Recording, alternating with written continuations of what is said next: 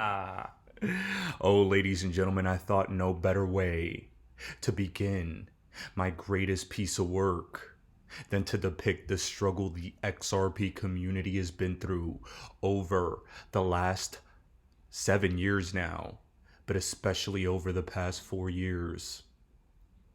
The XRP community is a beacon of light in the crypto space and in the world, and the resilience that has been exuded by this community of people needs to be written about, because quite literally it has felt like we've been getting kicked in the nuts day in and day out for years now. But now everything is changing.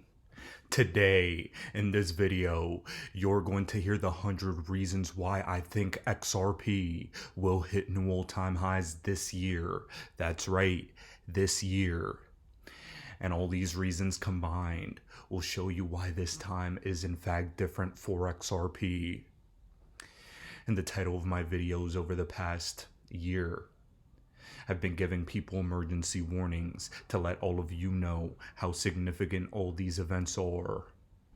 But now all those warnings are over.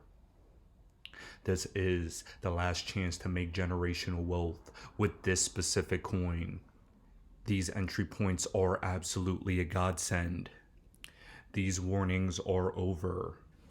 And this is my last opportunity to get as many of you into XRP as possible at these entry points. At the time of recording this video, XRP is currently at 60 cents. And I guarantee you, the majority of people that come across this video will happen after XRP's already made people multimillionaires. I have called this video my final XRP video of my career. And that is true, because that's too limiting. What's about to happen in the world stage needs to be discussed thoroughly, and only being an XRP channel will not help you moving forward. Moving forward, I will be discussing all of the most important topics on the planet. And this channel, from this day on, is permanently changing. And in addition, I am going to give you a brief message that I think has to be discussed. Ladies and gentlemen, I've come day in and day out here on YouTube since 2019 talking about XRP and this specific digital asset and other things I believe in. Not for the money, but because it is truth, and it is in the pursuit of truth. That's all I promise. I have never taken a sponsorship on my channel up to this day, and in the last bull run I was offered over $1 million in scam coin opportunities that I could have shilled to all of you on YouTube and Twitter, but I refused to because I knew they were scams ahead of time. I'm not perfect with all of my calls on OnlyFans and on Udemy, and there was someone who actually stated the bull is probably right on 70% of the coins that he mentioned. And I believe that is a fair assessment. However, the difference between the average person and myself is that I don't degen into bullshit. Portfolio balancing is an important thing that I stress constantly on my channel and to my mentees. And having the majority of your money in high quality, high fundamental cryptos is what I've always stressed. We can entertain degen plays, and I have, behind a paywall, because that protects my audience. Back in 2021, March 2021, I had a friend who no longer wanted to be here, and we were all shocked when we found out of what he did. It really sucker punched me. It really put things into perspective, and I almost quit my channel that day. Today is the anniversary of that day, which is why I decided to post it now. That was at the exact same time that I got demonetized from YouTube for about a year for speaking the truth and giving my objective opinions during lockdowns. Now I post this today as a symbol of what happens when you don't quit. No matter how hard things get, you have to persevere. And no matter what, things always get better. This is a message to never quit on yourself. And I hope it resonates with all of you. Anything I ever discuss in any platform is my legitimate opinion. And I legitimately want every single one of my followers to get richer and do better in life. And that's why I'm presenting this in front of all of you today. The entirety of what I offer is my blood, sweat, and tears. And the only thing I can ask for all of you to do is to have the eyes to see and the ears to hear. Now, the more you continue to pay attention to the content I'll be posting moving forward, you'll be able to find out a good portion of my extremely high quality portfolio that I will be giving away for free. But there will be other coins that I can't just because the risk will be too damn high. Those coins are available on my OnlyFans at onlyfans.com/thebearablebull. And the people in there have been absolutely grateful for all the most recent calls we've been completely up on. And here's the last thing I'm gonna say. I do not need your money. I'm only helping as much as I can the way I know how.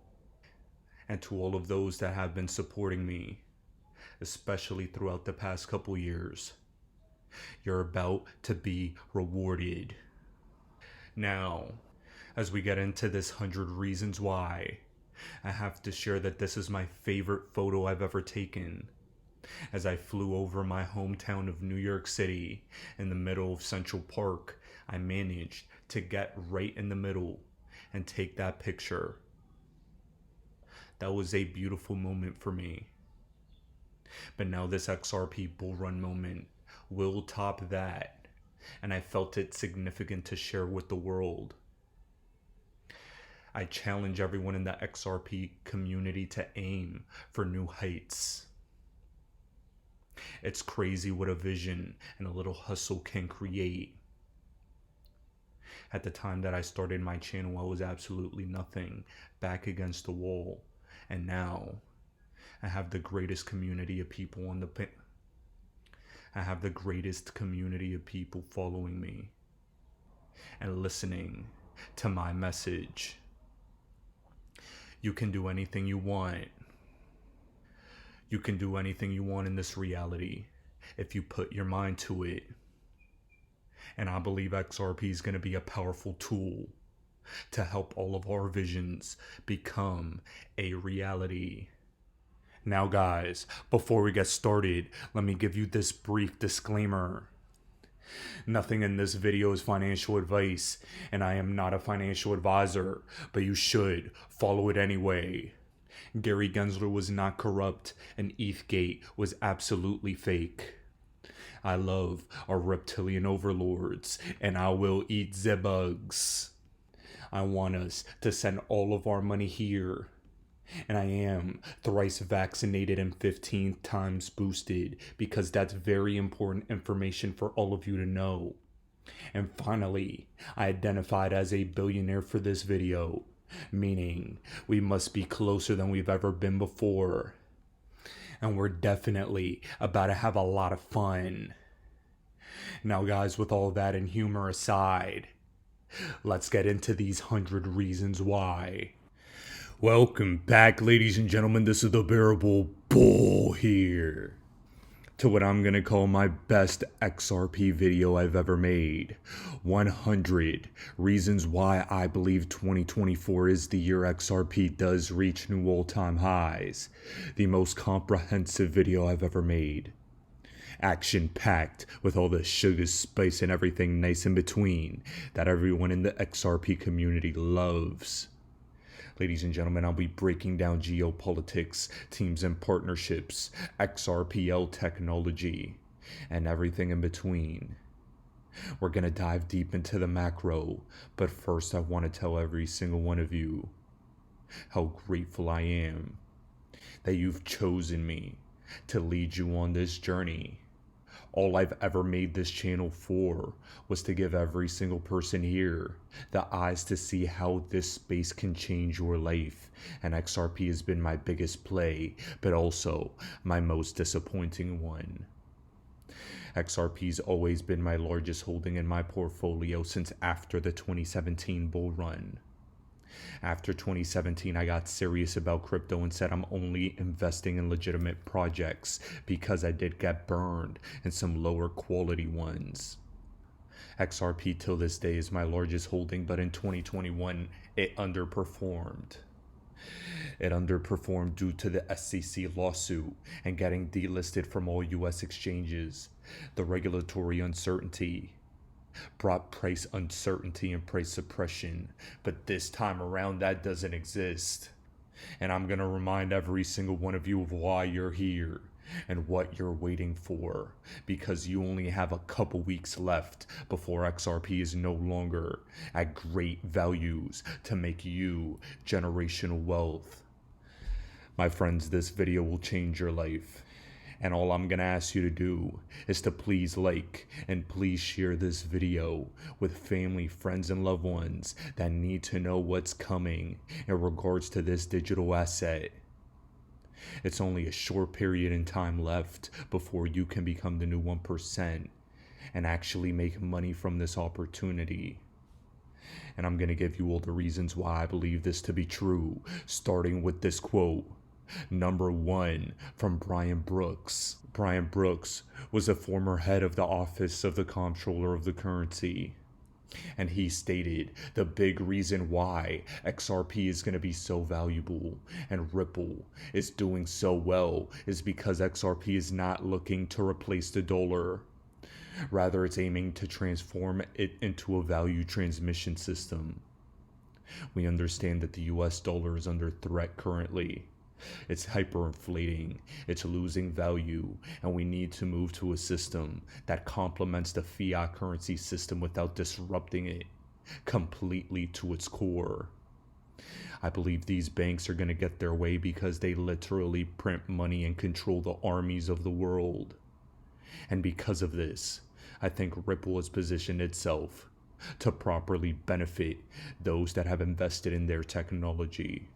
So the point that I always try and tell people is, the biggest issue that I always try and focus on is cryptocurrencies are really not about currency. And the biggest misunderstanding of this whole discussion is the belief that if crypto is not doing a great job of replacing the US dollar, then crypto is failing in its mission. And what I think we'll talk about a little bit today is the idea that most of crypto is about replacing the centralized banking system with networks that allow user control versus bank CEO control.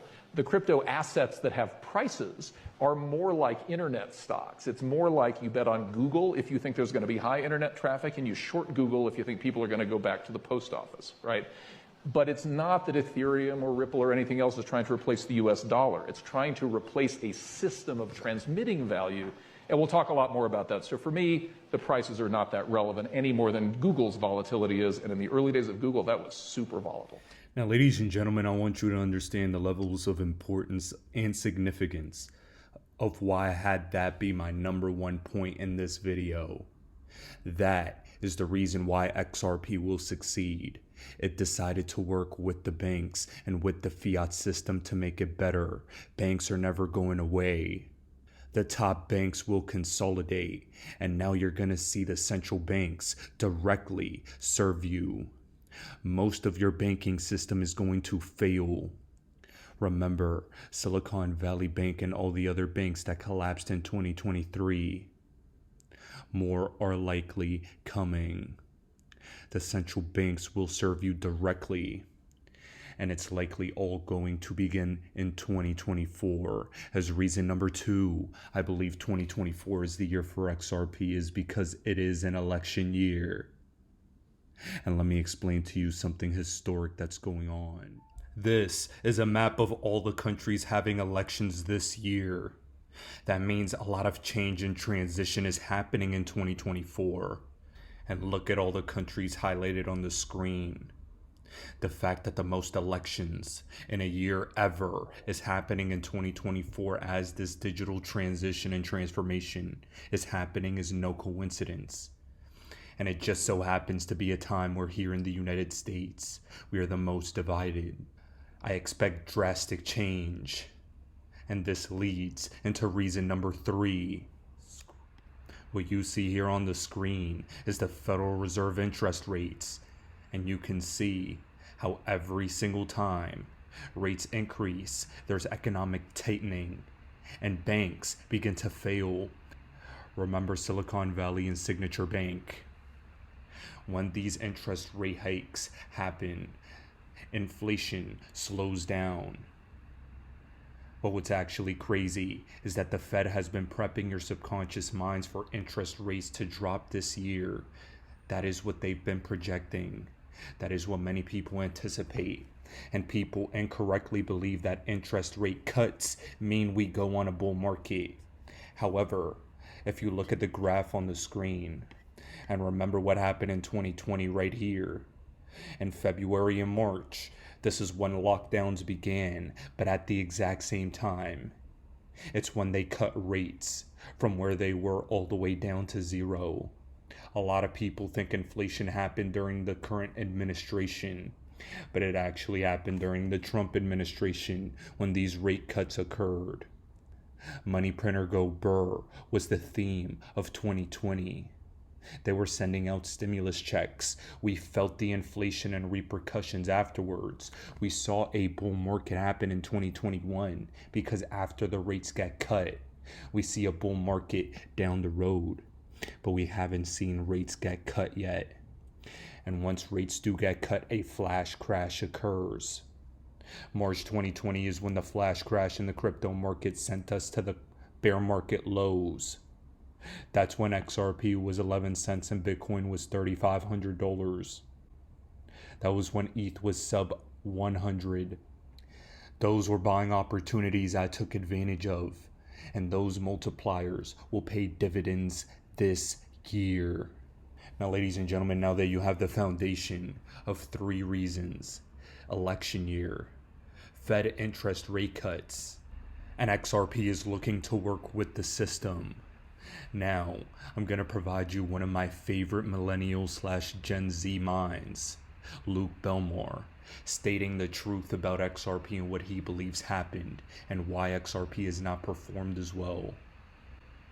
He's been a critic of XRP price performance but understands what's under the hood. And when someone as intelligent as him is letting you know the truth, you know you are on the right path. So we talked about XRP earlier, and I want to get your opinion on this because my partner is a big XRP believer. And so this was my biggest bag in 2017. It was all the rage. Why did they get a lawsuit on them? We might not want to be able to talk about this. I can go into it. I can tell you what my theory is. On top of this, corporate blockchains. The idea of like Hedera, Stellar. I think this will get picked up because your channel is pretty big. So this is my theory on why XRP received the lawsuit from the SEC. I think a lot of the heads of the SEC, prior and current, were seed investors in Ethereum. That they participated in the ICO of Ethereum. Therefore, they have a vested interest in seeing Ethereum succeed as the main blockchain. And the thing that you had kind of seen right now is what is one of the biggest holders of Ethereum across the entire world? A company called Consensus. Consensus owns MetaMask. Okay, so they're super centralized. And now we're in a scenario where we're no longer proof of work, but we're proof of stake, which means what? Whoever owns the most Ethereum and stakes the most Ethereum owns the most nodes, therefore has the most voting power. And who owns that? Consensus, the guys that co-created Ethereum. So it's a very centralized network. And who owns and co-invested in Consensus? JP Morgan or Chase Bank or a bunch of banks, I don't know, HSBC, I don't remember exactly which ones. So you're in a scenario right now where, dude, like banks are still, they got their hand in the game, they're playing their game. So I think it's a dirty play. That's my opinion, but I think XRP wins the lawsuit. The problem is in 2018, 2019, 2020, 2021, it just wasn't a good investment. It's not whether they have the potential to do or not do something, but if you had your money on anything else, Dogecoin, you would have made more money, right? So you got to play the game at its current moment. You can't be religious about things. You got to be able to bounce around where the liquidity is. You got to be able to move where the money is, and just the money wasn't flowing into XRP because it just wasn't a good investment at the time. I've never heard that stance. I've had the opinion that XRP built like a really disrupting tech, and the powers that be wanted to slow it down. Put them into litigation, didn't let any of the consumers buy. XRP is completely part of the system, 100%. They're going to be using that with ECB. They're going to be using that, which is the European Central Bank. I think they'll use it with the Bank of International Settlements. I think XRP has great technology. I think it's going to be extremely useful, and they use it a lot already outside of America, right? So in Japan and South Korea, they don't care, right? What the SEC says, they'll continue using it. So whether it works or not in America doesn't really matter. It'll work in other places, and it can still be worth $1 trillion without being in America, right? Like many other companies. So they're super in deep with the banks, and I think that they're going to win the lawsuit. But I think it's some sort of rivalry, some sort of competition there, or who's going to be running the network for transactions and payments. Now, ladies and gentlemen, I have to give a brief thank you to Brett Malinowski for asking the important questions about XRP to Luke Belmore. Luke Belmore is a multimillionaire in the crypto space as well as the e-commerce space, and has been blowing up over the internet recently. His reputation is on the line when he says things like XRP is connected with all these institutions. But the reason I pointed this out to you is because the only negative thing anyone can ever say about XRP is the price. But everything under the hood of the car is a Lambo. The only thing that stopped us was the SEC case. And ladies and gentlemen, that leads us into our next reason. XRP was deemed to be not a security. Period. End of discussion. July 13th, 2023 by Judge Torres in the Rippleverse SEC case. And ironically enough, the last time I mentioned Luke Belmore in a video, it was the day before that. So right now I'm giving the XRP space a little bit of good juju. But on top of that, not only is this reason important, is going to be the real reason why XRP did not explode in 2021. We saw the XRP price reach $3 and around 60 cents in 2017, but only $1.96 in 2021. If you all remember, this was a local top that David Schwartz said we should all take profits from, but we didn't listen. I actually publicly on YouTube stated on the exact day that it was $1.96. It's overheated for XRP and we're probably going to pull back. But I can admit when I say I did not think we were not going to achieve new all-time highs in 2021. I think the fact that XRP underperformed so mightily shocked a lot of people because of everything under the hood. But the main reason XRP didn't explode was not just the lack of regulatory clarity, but reason number 5 for why XRP will hit new all-time highs in 2024 is because XRP is relisted on all US exchanges except in the state of New York. That is massive liquidity that wasn't allowed to take place for XRP in 2021. I had everyone and their mom asking me, "Hey Bull, how do I get XRP?" "Oh yeah, you have to go on this exchange and then do this thing that's a little tedious and now you're bored," because it took a lot of steps to buy XRP. But this time around, we're going to have retail liquidity. And as you all know, retail investors always get dunked on. This is what's important. With all this extra US liquidity, we're going to see a higher value for XRP than I think we even expect. And that's just on speculation and market forces alone. XRP can reach new all-time highs based on just speculation, and we're not even talking about liquidity yet. We're not even talking about utility and partnerships yet. And I can't stress that enough. Natural market XRP forces will take XRP to new all-time highs. And here, I'm going to explain to you the biggest reason why I made a big mistake in 2021 in regards to timing the bull market, and why I've adjusted so now I won't make the same mistake in 2024.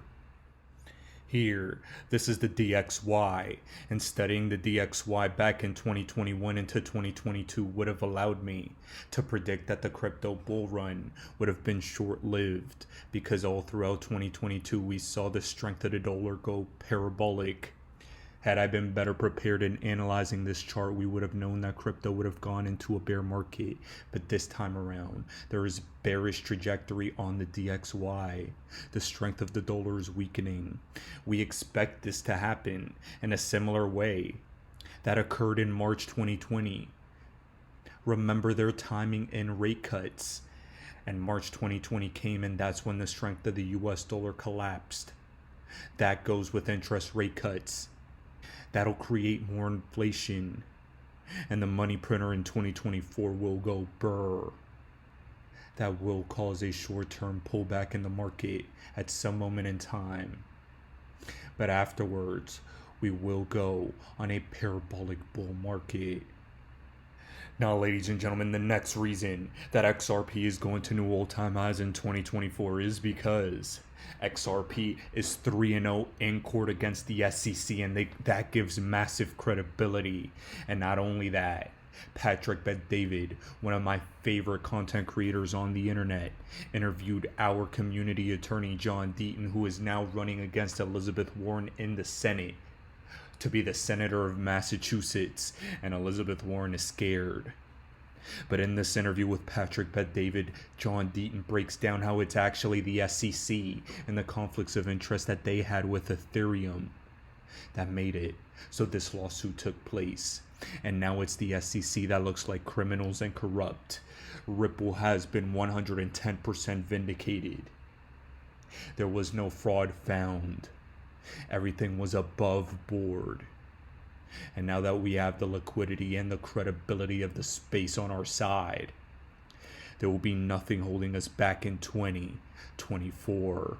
Did you know that 63 emails went out with that draft speech that gave Ether a free pass? Do you know who was the only commissioner to get a draft version of it? Who's that? Jay Clayton. Did you know Crypto Mom herself, Hester Peirce, never saw it? How do you draft this? Why would Clayton even be involved in that draft? Why would he even? He gave input. He's the only commissioner. Bill Hinman was deposed. Ripple was successful in getting him deposed. Of course, they redact everything to the public. And I have it here if you want to see it. The lawyers ask him, did you ever represent... How much is redacted? Ethereum, 90%. Can I see? This goes to Pat. You were telling a story a couple weeks back about you were at Harvard and you said that there was a guy who was having trouble. So just find a congressman, pay him $500,000. That was it. He's going through an election and he'll help you put up a law to hurt them. This is it? Yeah. In action. He's asked questions like, have you ever worked for Ethereum Foundation? Look at the answers. Look at the redactions. All right, and this isn't the whole. This isn't. Look at this. This isn't the whole lawsuit. Dude, are you kidding me? Right? This is insane. Now, why would they redact, Pat, if he's asked a question, have you ever had clients that are part of the Ethereum Foundation? If I represent you and your business, I can't talk about what we talk about. So is this public record? No, it was an exhibit that's public record. Can we show this? Or no? Oh, yes, you can show it. So, absolutely. So, I don't know if people can see this, but and it's pages of that. This is an entire page of every single word on the page redacted, and there's pages of it. This is your transparent Securities Exchange Commission. Holy moly. And now, ladies and gentlemen, not only do we have all the reasons that I have listed before, but now I'm going to add another one that cannot go unnoticed. 75,000 people in the XRP community took the SEC on, head on, directly with John Deaton at the helm, and we made significant change that caused the results in the Ripple case to go in our favor. Ladies and gentlemen, the weight and strength of the XRP army cannot go overlooked. And you know what's crazy? I'm also gonna add this as a reason. The XRP community is a cult, for sure, 100%. But that's the best part about it, because that cult-like behavior comes from passion and knowing what we own. In this ever so increasingly digital world, with an AI takeover on the horizon, the weight of human capital will be ever more valuable. And the XRP army is not only hyper intelligent, but they're about to become hyper wealthy. The strength of the human capital in the XRP army cannot go unnoticed. We have gone through a real struggle together. And this was a tremendous experience, and the people you meet in this space could very well be your best friends forever. I've certainly met people that have changed my life eternally. And I hope at the very least I've done the same for all of you as well. This community is a powerful one, and because of that, developer activity has been going up. Utility on the chain has been going up. Retail use case is going up.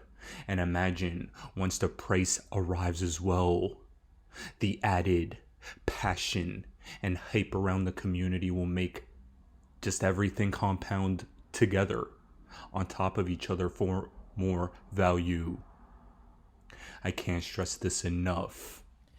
Now guys, not only is Patrick Bet-David showing how bad the SEC looks, not only has Gary Gensler with his connection with Sam Bankman-Fried shown how bad the SEC looks, but now we are respected amongst the peers in the space.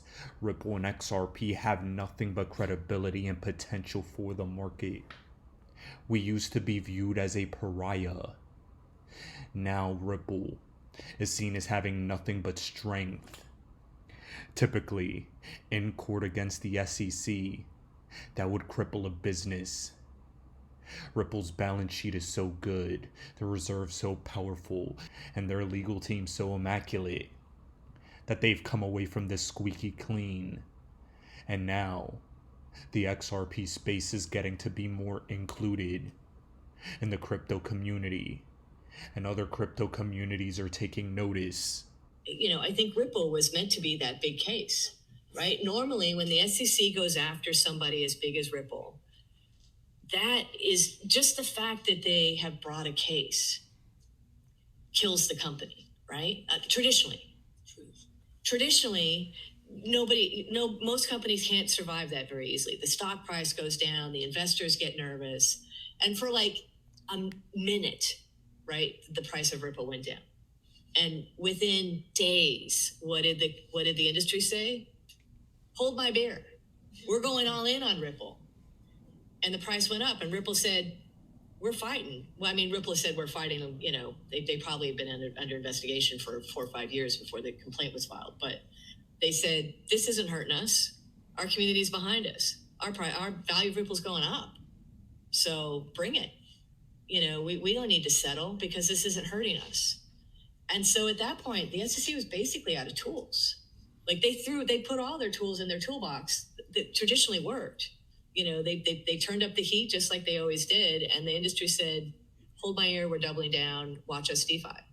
Well, and Ripple's answer to this is, you want proof that we are legit? Look outside the US. I mean, the Ripple network's never been stronger outside the US. Right. And all the use cases that they built that were supposed to sort of replace the Swift network and the traditional rails that were so cumbersome, they're working really well.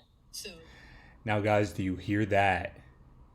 Do you hear that? That is credibility. Our technology actually works, and there's going to be a moment in time in the crypto market where the technology is actually going to work. All I've ever done to every single one of you is recommend tech that works better than what we currently have, and that's what XRP is. But currently, Bitcoin has taken center stage as better technology and a better currency, a better store of value than our fiat system. Ladies and gentlemen, this Bitcoin ETF is the next reason why XRP will explode, because if Bitcoin goes on a bull market, combined with the halving happening in just a couple weeks. Oh my Lanta. The context of the entire crypto space will be bullish, and XRP will be forced to go higher just because Bitcoin is going higher. That's what you all need to understand.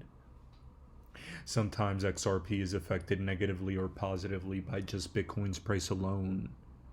And I know people hate hearing that, but it is true.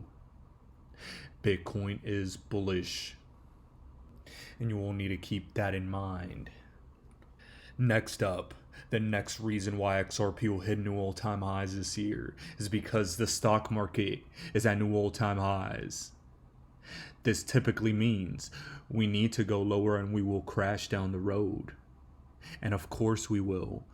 But in the short term, and understanding how quickly crypto moves, if we have a pullback in the stock market, I think that money needs to go somewhere.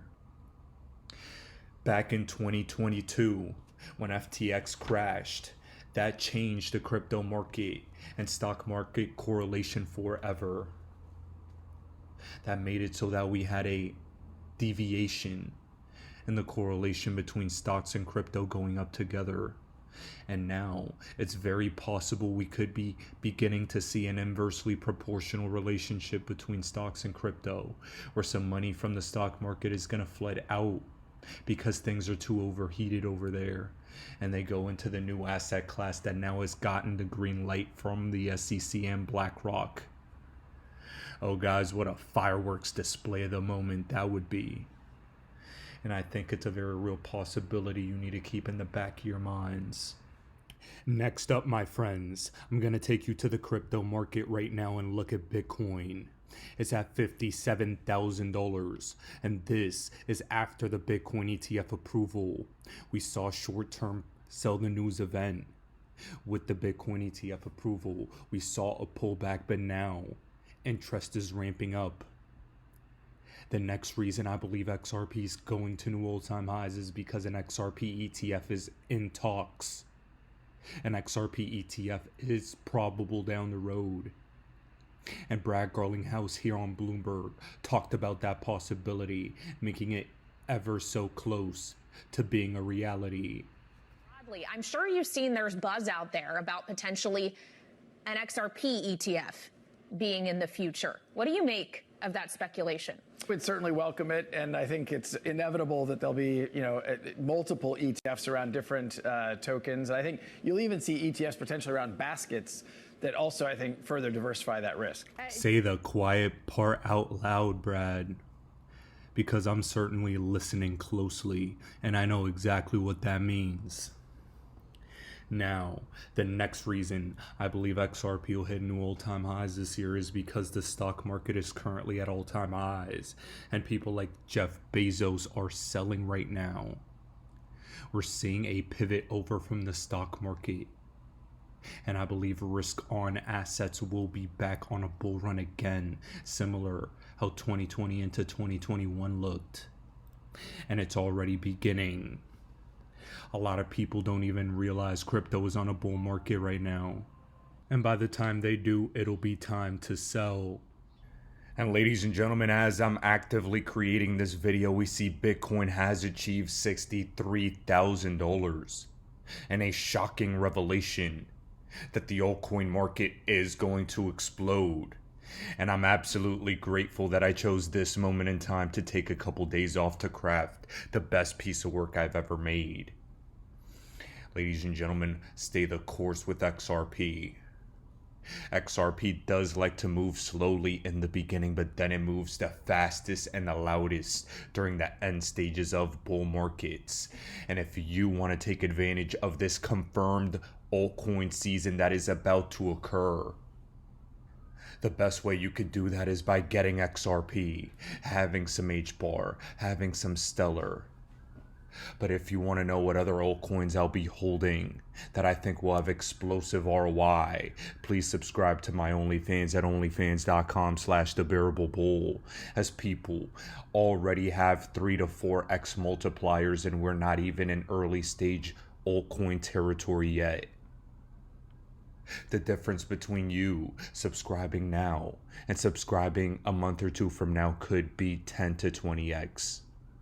That is how fast altcoins move.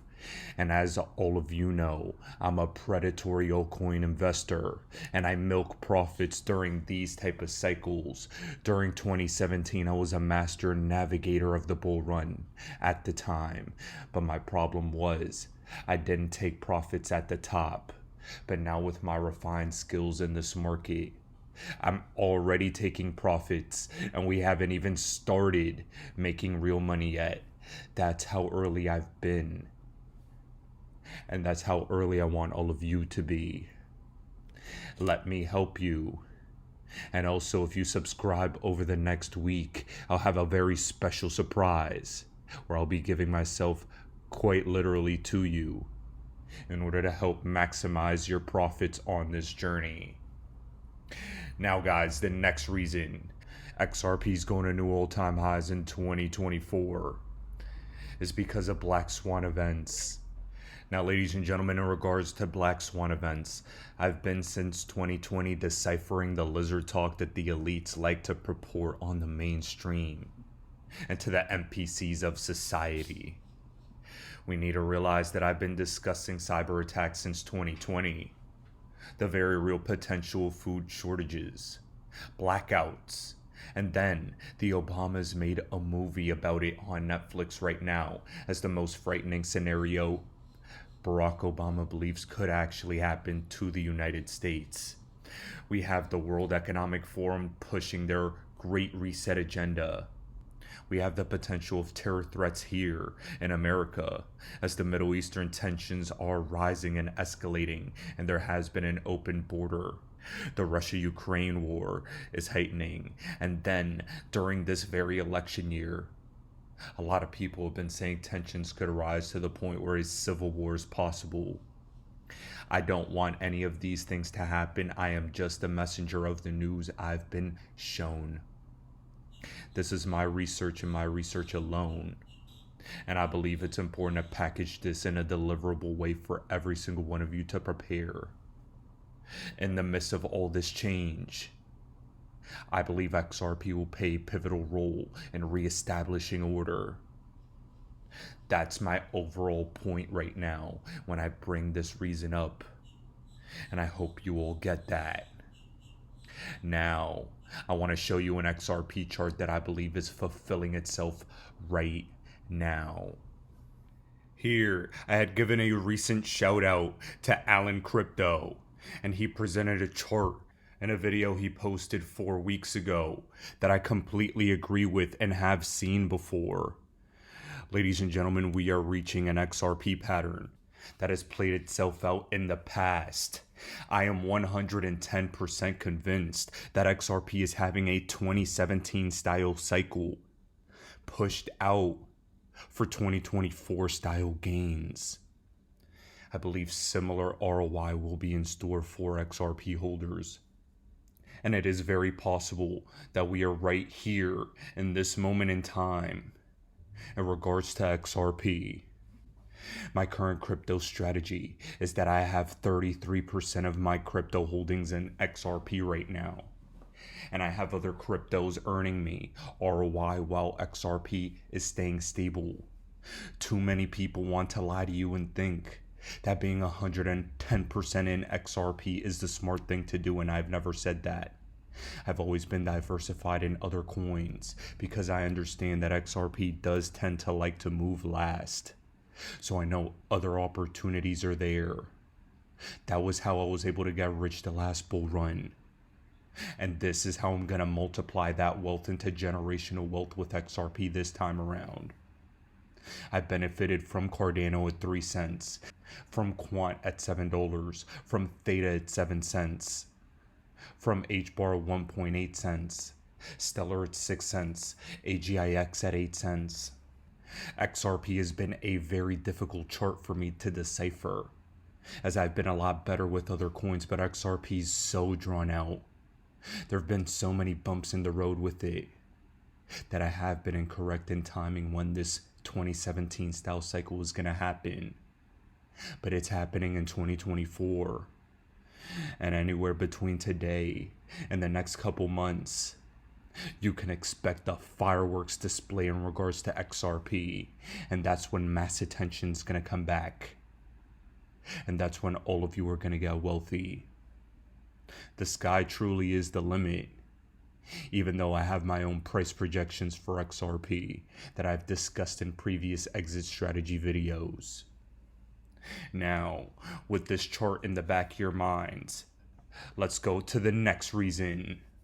Now guys, I'm going to give you an introduction to the Hegelian dialect, where problem, reaction, solution reigns true. Problem. By these elites, they create a global problem that you have to react to and find a solution to. Here, in 2022, we witnessed Russia-Ukraine building tensions, but what was really important, aside from the lives that are at stake right now and continue to pass away tragically, is the state of the financial world. Ladies and gentlemen, this is a financial war. You guys all understand this. A lot of these tensions are going on because we are pivoting away from the US dollar. Central banks are dropping US dollars. They understand it's worthless and it's getting inflated. They don't want to be holding the bag when the system fails. The dollar, while it still has some time left with relative strength, the rest of the world is decoupling away because not only is the inflation real, the military power and sanctions are real, and Russia has a big enough military to deter. That is important to note. We need to realize that SWIFT sanctioning Russia back at the time was very important, because now the rest of the world realizes that the United States has abused their power and they don't want to be caught holding dollars when the system fails. That is why a wall of bricks was created, with Argentina, Ethiopia, Egypt, Iran, Saudi Arabia, and the UAE joining the BRICS nations. When you see Saudi Arabia and Iran coming together in a coalition against the US dollar, you realize how big and serious this is. And the next reason is that a BRICS payment system is underway to counter the US dollar sanctions and hegemony. This is important, my friends, because countries like India, they're balls deep in with Ripple. And I believe India is going to play a major role in the next generation of the world economy. They have the population and intelligence and IQ, as well as work ethic, in order to become an economic superpower. And I think they're well on their way, combined with China, Russia, Brazil, South Africa, and the other nations that have joined. This is a real situation. The counterbalance between payment systems is real. Payment system wars will be fought. And I believe that when you realize what XRP was truly created for, you'll understand why what I'm saying now is so significant. I believe XRP was created with the intention and use case in mind to get rid of nostro accounts that cause friction in the plumbings of the drain of the financial system. And here I'm going to play for all of you billionaire tycoon from Silicon Valley, Greg Kidd, in an interview with DAI, talking about how XRP was meant to replace nostro accounts as well. Well, there's a limited amount of XRP in the world. I mean, 100 billion sounds like a big number. But look, what is XRP competing with? Right now in the correspondent banking system, banks have to deposit money, nostro, all around the world. So there's pots of liquidity so that things can move from one silo to another. The way that all works is with pre-funded liquidity. And all that pre-funded liquidity happens in all the different fiat currencies of the world.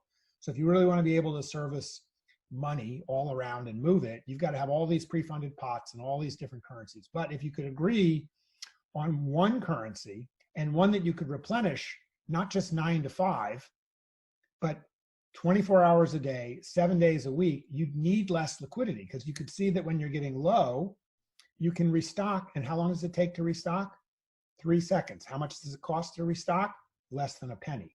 And so the advantage of XRP is it's a much more efficient method of moving liquidity around. It would be like having an engine that ran on a teacup of oil rather than a gallon of oil.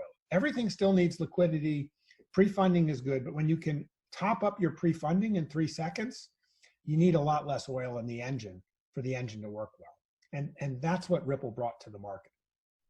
Are you saying that a lot of that nostro money one day is going to be in XRP? Is that the ultimate goal? Oh, it's going to be replaced. It's going to be replaced by XRP. And so that just that demand for the thimble of oil, like that thimble is pretty big. And so if all the banks need just enough XRP to handle their liquidity requirements, and you also have money transmitters doing it, and maybe even just major corporations are doing it as well. They're just posting their own liquidity around.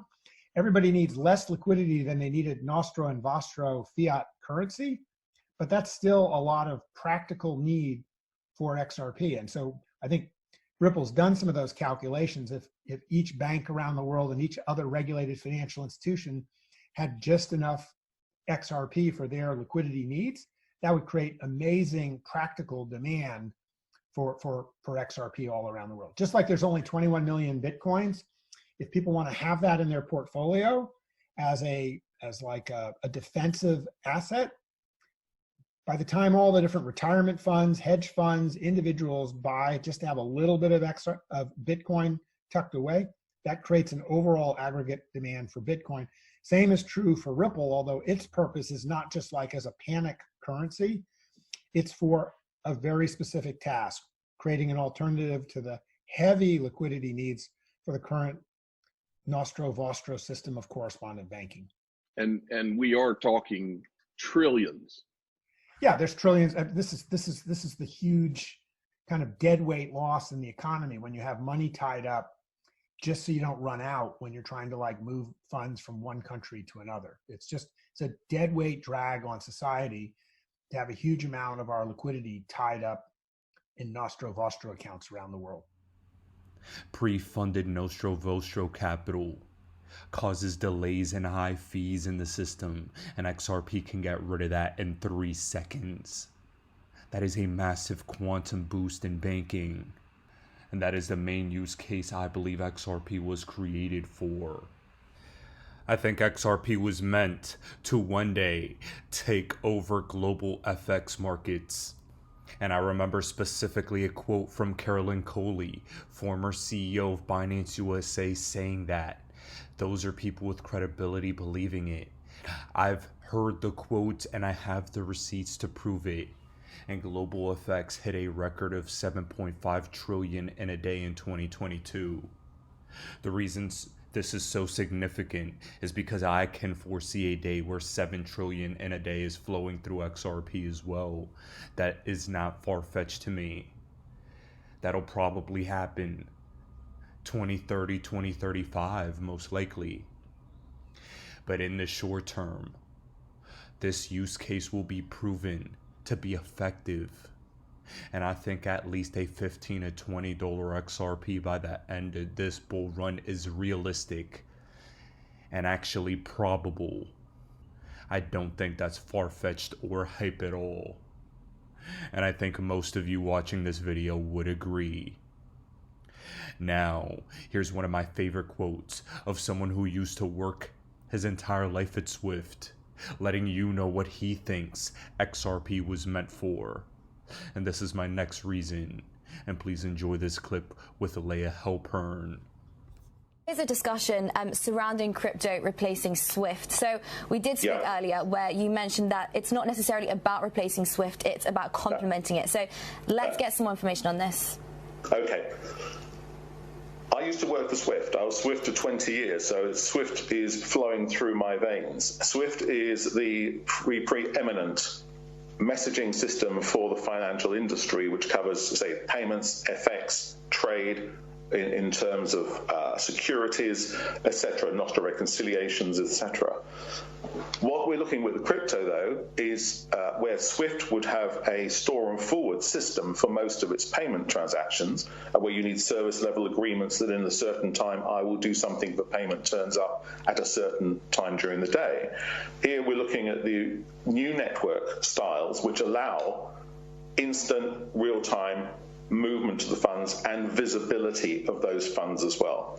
So we would not have a situation where banks need to come back to you and say, have my funds arrived? It's 3 days later. I need to find out or find query messages moving around the network. There's nothing like that. I don't believe Ripple is going to replace SWIFT. Ripple is one of the complementary networks which is going to allow those institutions who need real time to make use of that.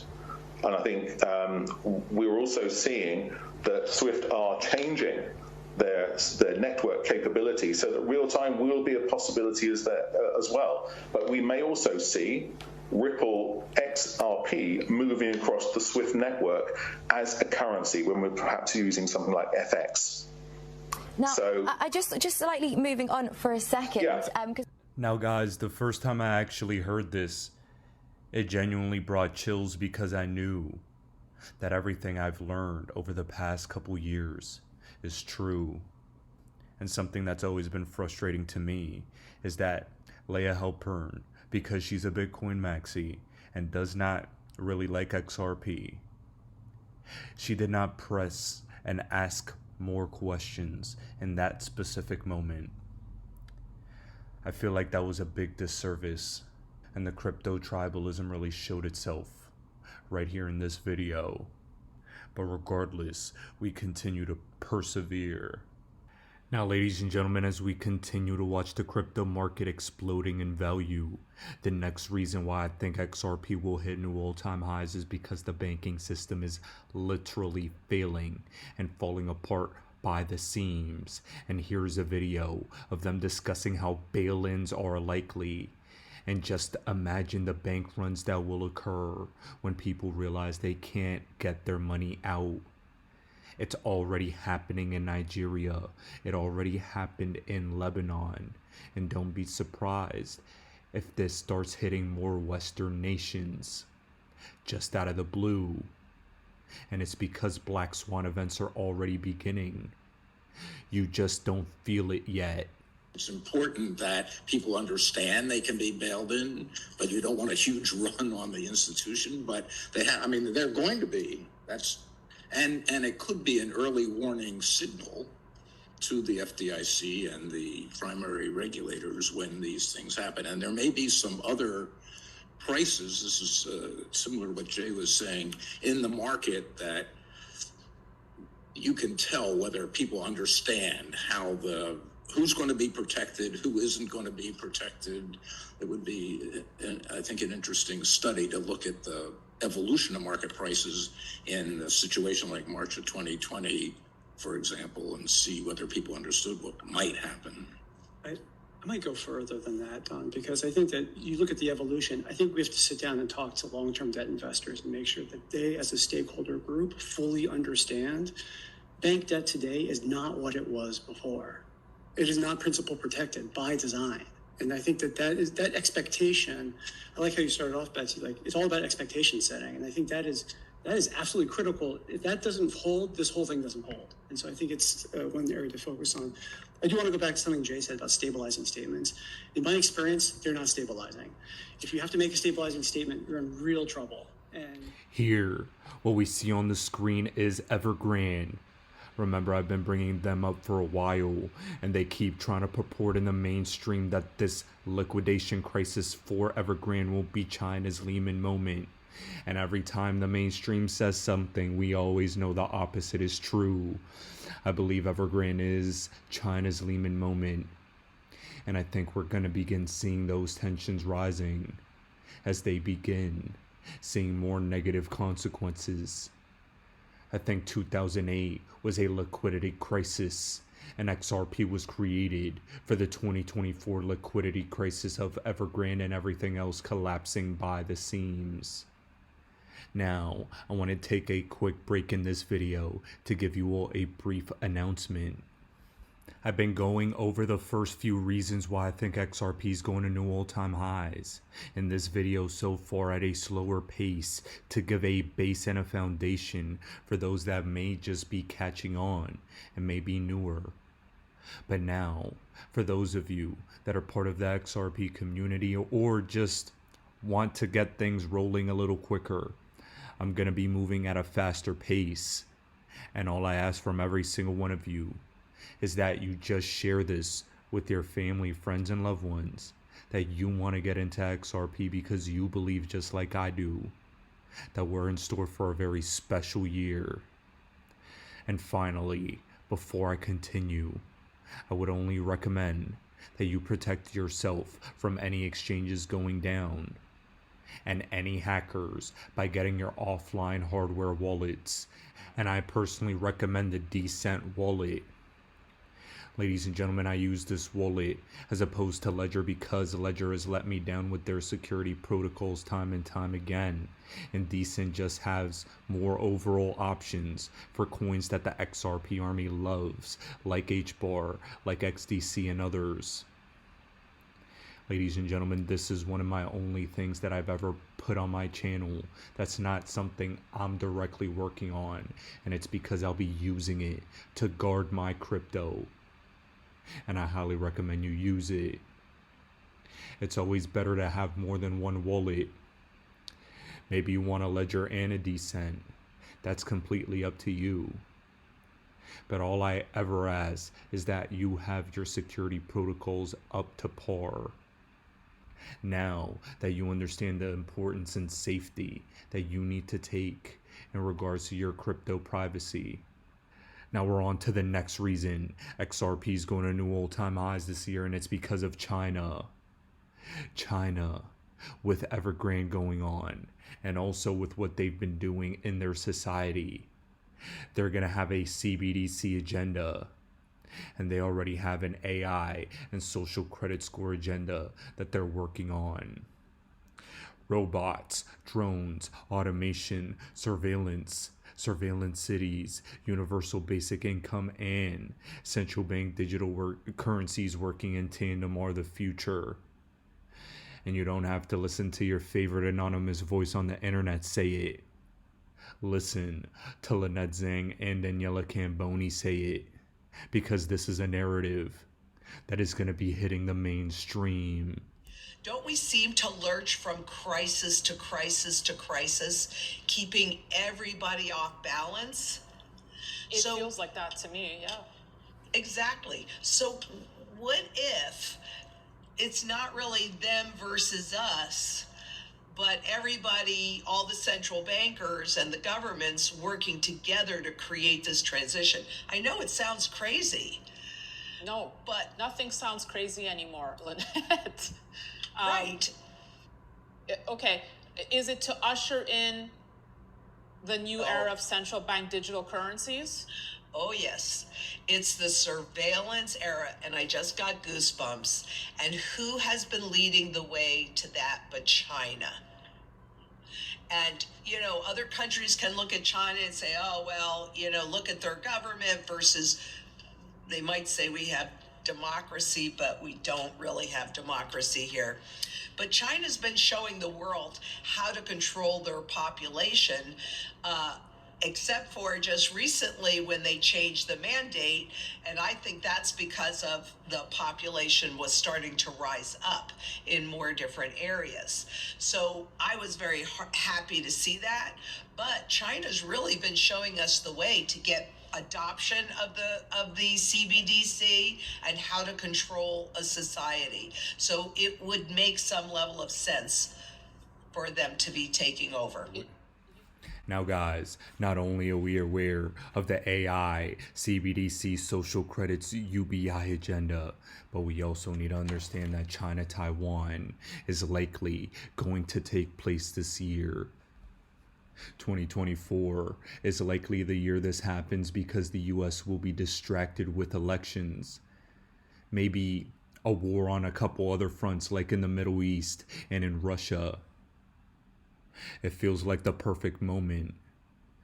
And you also need to realize Taiwan's microchip game is on a whole nother level.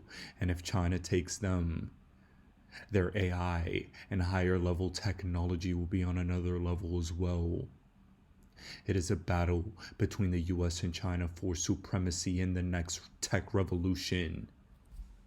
And let's see what happens and who's gonna win. Now, as we pivot away from the macro very quickly, you will need to realize that every single time Ripple and XRP have been challenged with a problem that needs solving in order to be adopted by the elites and by the institutions Ripple has delivered.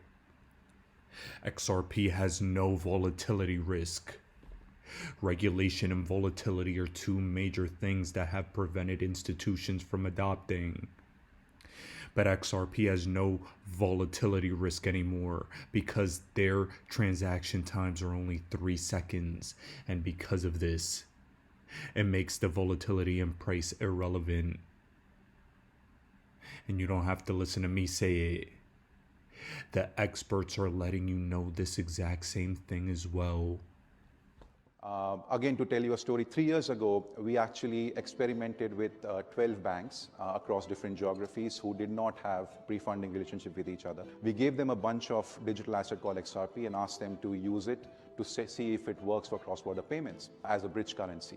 They came back to us after 6 months and they said, look, it works beautifully, but we cannot use this. And there are two issues with this. Number one, it's highly volatile, so we cannot use it. Number two, my regulator will never allow me to use this. There is no risk weighting to this and it's too volatile. There is no way the central banks will allow me to use this. This was in 2015-16. So we went back to the drawing board and came out with a new product.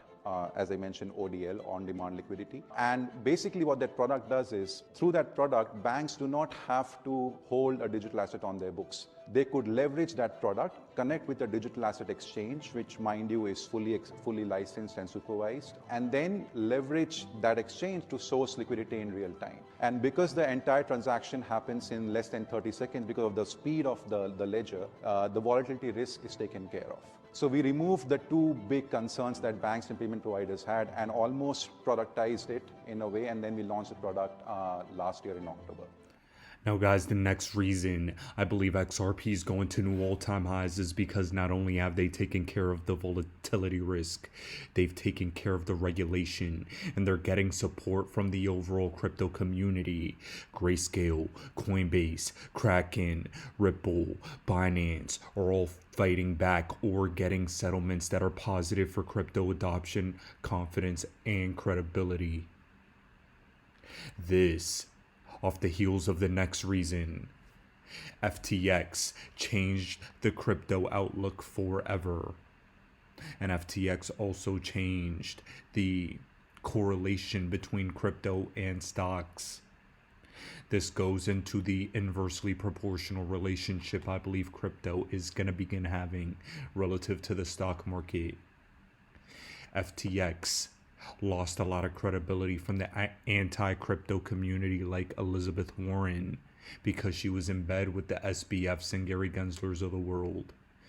And now with a weakened SEC, the overall macro for the crypto environment is positive, which will let XRP thrive. Next up, my friends, you have to realize that XRP is the only digital asset with pure regulatory clarity. And it's because of this lawsuit. We suffered ahead of time because we were going to benefit the most.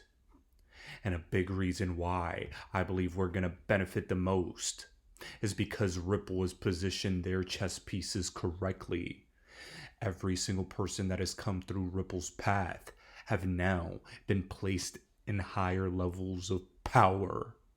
And this headline from CoinDesk, titled Crypto Advisor Michael Barr, has been confirmed as the Fed's new vice chair for supervision. I wonder what he's doing there. I wonder what he's overseeing. Needless to say, my friend, something you need to understand is that people move the planet. A lot of things happen behind closed doors in high-level meetings. Michael S. Barr is not placed as the vice chair of the Fed, formerly working at Ripple for no reason.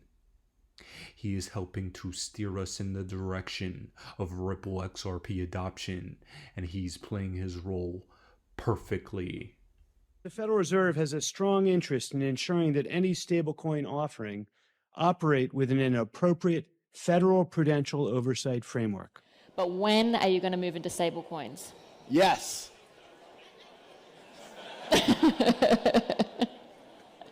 When? Yes. Look, I think the stablecoin market is fascinating. Will we do or say more than that? Not today. The Federal Reserve has a strong interest in ensuring that any stablecoin offering operate within an appropriate federal prudential oversight framework. The potentially fast and wide adoption of a global stablecoin, potentially a global currency governed only by the incentives of a private company, is something that will deserve and will receive the highest level of regulatory expectations, and will receive the highest level of regulatory expectations. So they do not threaten financial stability or payment system integrity. We have also provided guidance to the banks that we supervise on how they should engage with their supervisors when considering use of these products. You know, being a highly regulated institution that we are, like, we can't touch crypto or stable coins or anything like that. You know, In terms of central bank digital currencies, we continue to speak to a broad range of stakeholders. Our research is currently focused on end-to-end system architecture, such as how ledgers that record ownership of and transactions in digital assets. We will, and if we can have that distributed ledger that we know every beneficial owner, every beneficial seller, we all have our code of who's buying, who's selling, instantaneous settlement. And think about it, it changes the whole ecosystem. Are maintained, secured, and verified, as well as tokenization. We must consider whether our understanding and computation of traditional monetary and liquidity indicators need to be re-evaluated considering new types of payments. Through cooperation across borders, industries, and professions, so we can develop a comprehensive and consistent approach of measuring these new payment methods. Ladies and gentlemen, I'll continue to stress the quiet part out loud. And this is where the maxis are going to begin to get mad at me. Oh, that's right. The Bitcoin maxis have always feared the day XRP was allowed to reign free in the crypto market without regulatory hurdles, and we are fast approaching that moment. We are in bull run territory. Prices are absolutely exploding right now, but XRP is still at a life-changing entry with all the chess pieces going in Ripple and XRP's favor. Ripple and XRP went through the regulatory scrutiny because they were going to be allowed to exist. They are the future of the payment system and the settlement system of the world. They're helping with the building of CBDCs and stablecoins. We have experts positioned in place, and we have compliance guidelines going into position that are mandatory for banks to adopt. The next reason XRP will absolutely hit new all-time highs this year is because of ISO 20022. And let's get into the best explanation I've seen on the internet about why this is so important. So ISO 20022 is a global standard for financial information exchange. This enables interoperability between different systems, straight through processing of payments, and rich data transfer. And it'll also foster competition because it's open and flexible.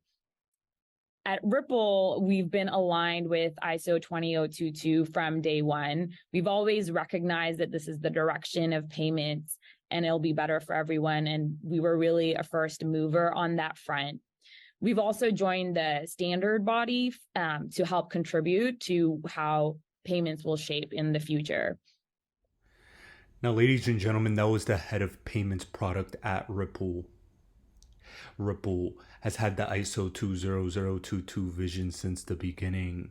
And what people don't realize is that makes XRP more likely to absolutely get adopted when the time comes, when options are available for what cryptos, certain systems are going to be able to use.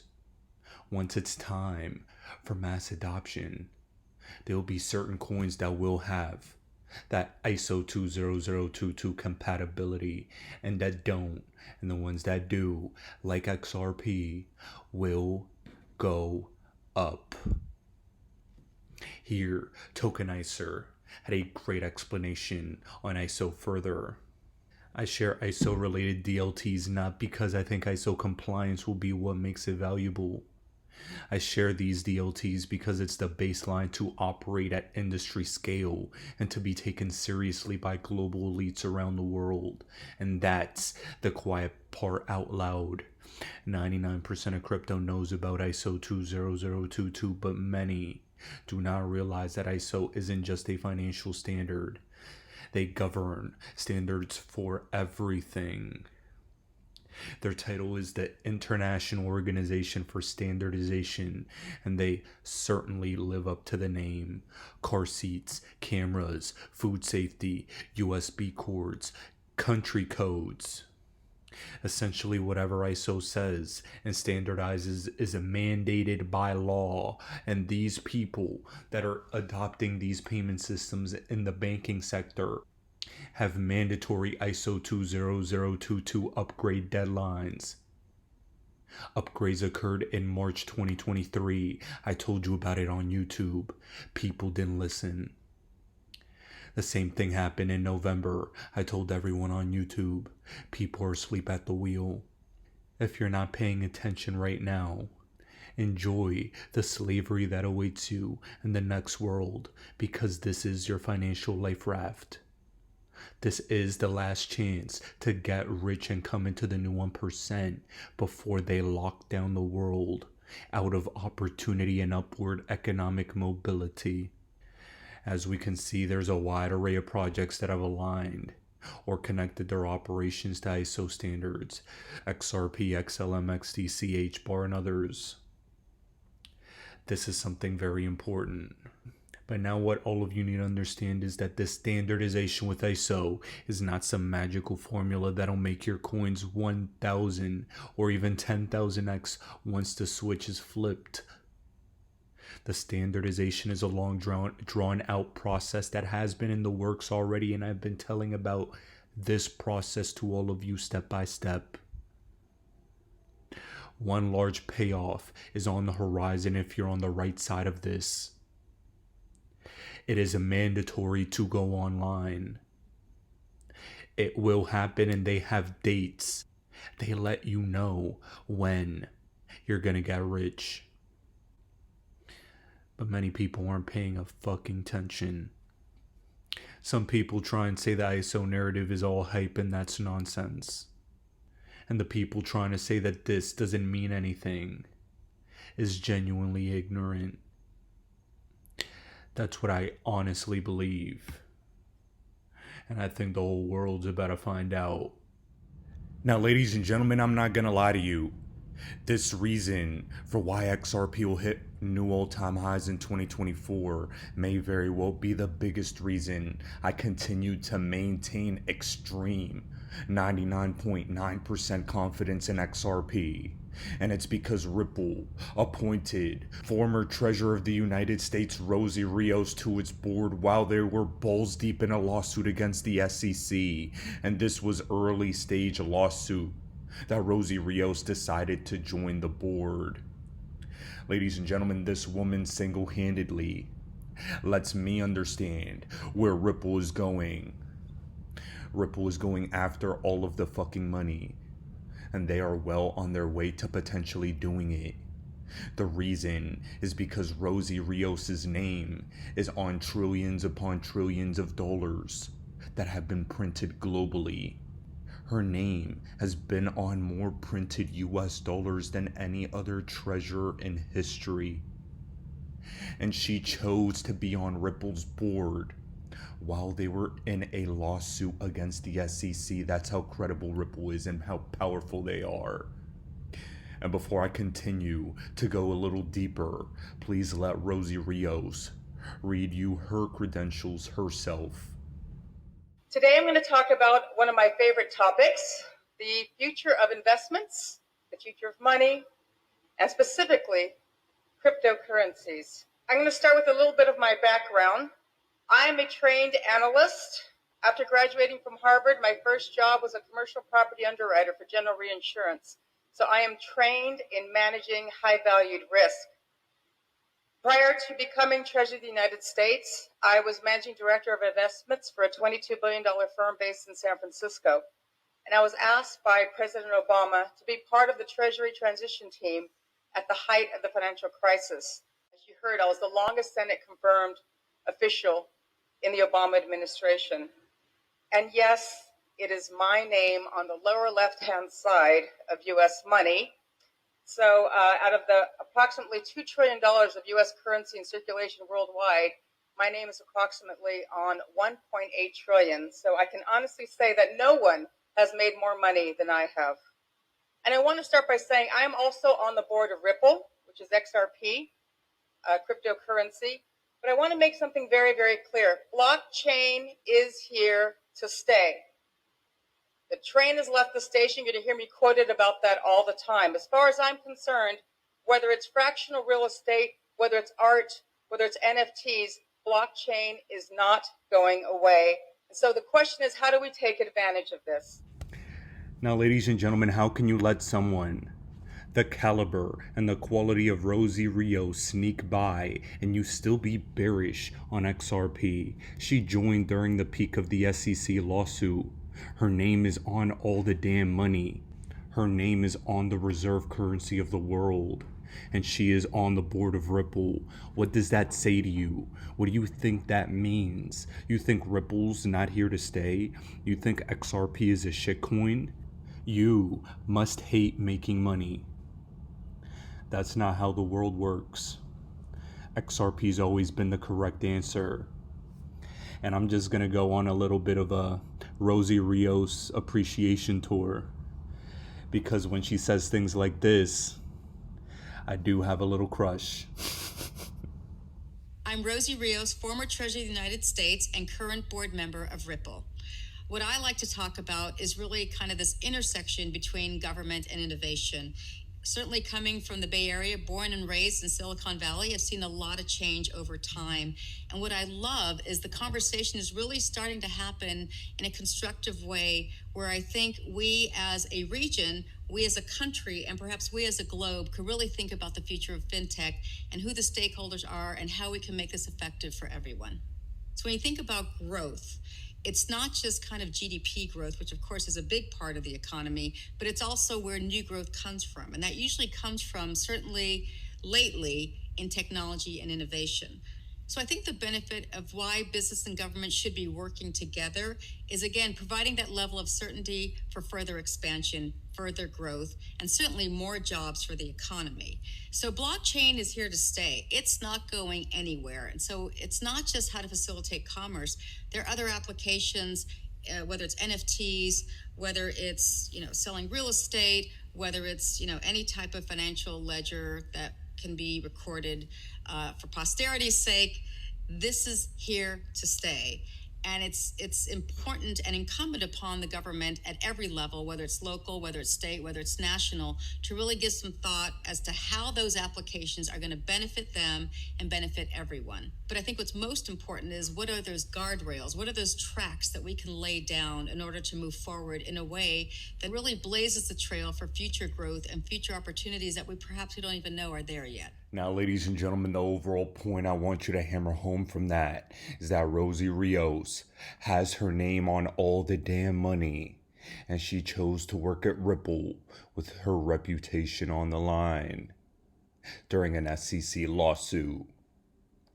If that ain't confidence, I don't know what is. And now, the next reason I believe XRP is going to new all-time highs is because the IMF has made it a point to discuss 2024 being the year for cross-border payments. They've been talking about ensuring that cross-border payments don't get fragmented. And it just so happens to be the case that Ripple has been at those meetings. Why is this decade-long fintech company meeting with the IMF and Christine Lagarde? And there are countless pictures of her and Brad Garlinghouse together, by the way, showing just how well connected and how important Ripple's role is in the next generation financial system. We're going to get into a little bit of speculation in this video, but I have to lay the foundation with this photo. Next though, I have to talk about something going on in the United States right now. The IMF has migrant cross-border payments and narratives. The IMF has constantly discussed the big problem of migrants sending money back home, back to where they live, because they're in a different country earning money there. And it just so happens to be the case that Ripple's use case, one of their primary use cases, targeted this exact narrative. I believe with the open border we have currently, and the migrants we have flooding America right now, this is going to be a more prominent use case that needs to be discussed. And it does not matter how you feel about this. I'm just telling you what I'm observing and what they have written. And not only that, the IMF has constantly put out different papers talking about how to improve cross-border payments. And the interoperability in cross-border payments section, specifically in FinTech Notes, discusses the exact use case XRP is looking to solve. I don't think Ripple's meetings with Christine Lagarde were for no reason. This language is synonymous with XRP adoption. And I think just like the SEC lawsuit, one day the XRP army will be vindicated with this as well. Now here, the next reason is that Ripple is one of the big showcased World Economic Forum companies in regards to crypto. They're a partner at the World Economic Forum. And that just goes to show the big boy connections Ripple has. Under every single financial rock you look under, Ripple and XRP is there. Next up, in a World Economic Forum document, XRP was specifically mentioned as one of the best crypto tokens out there in regards to throughput and scalability, along with Cardano, CeeLo, Stellar Solana, and Algorand. And we see what Cardano did last bull run, Solana this time around. Algo, XRP, and Stellar are all ISO coins that I think will do well. And CeeLo is a lesser known token that still has legs to run most likely. In addition, in yet another World Economic Forum document, specifically on the Central Bank Digital Currency Policymaker Toolkit, we have XRP mentioned as most relevant for wholesale central bank digital currencies, right next to JPM coin.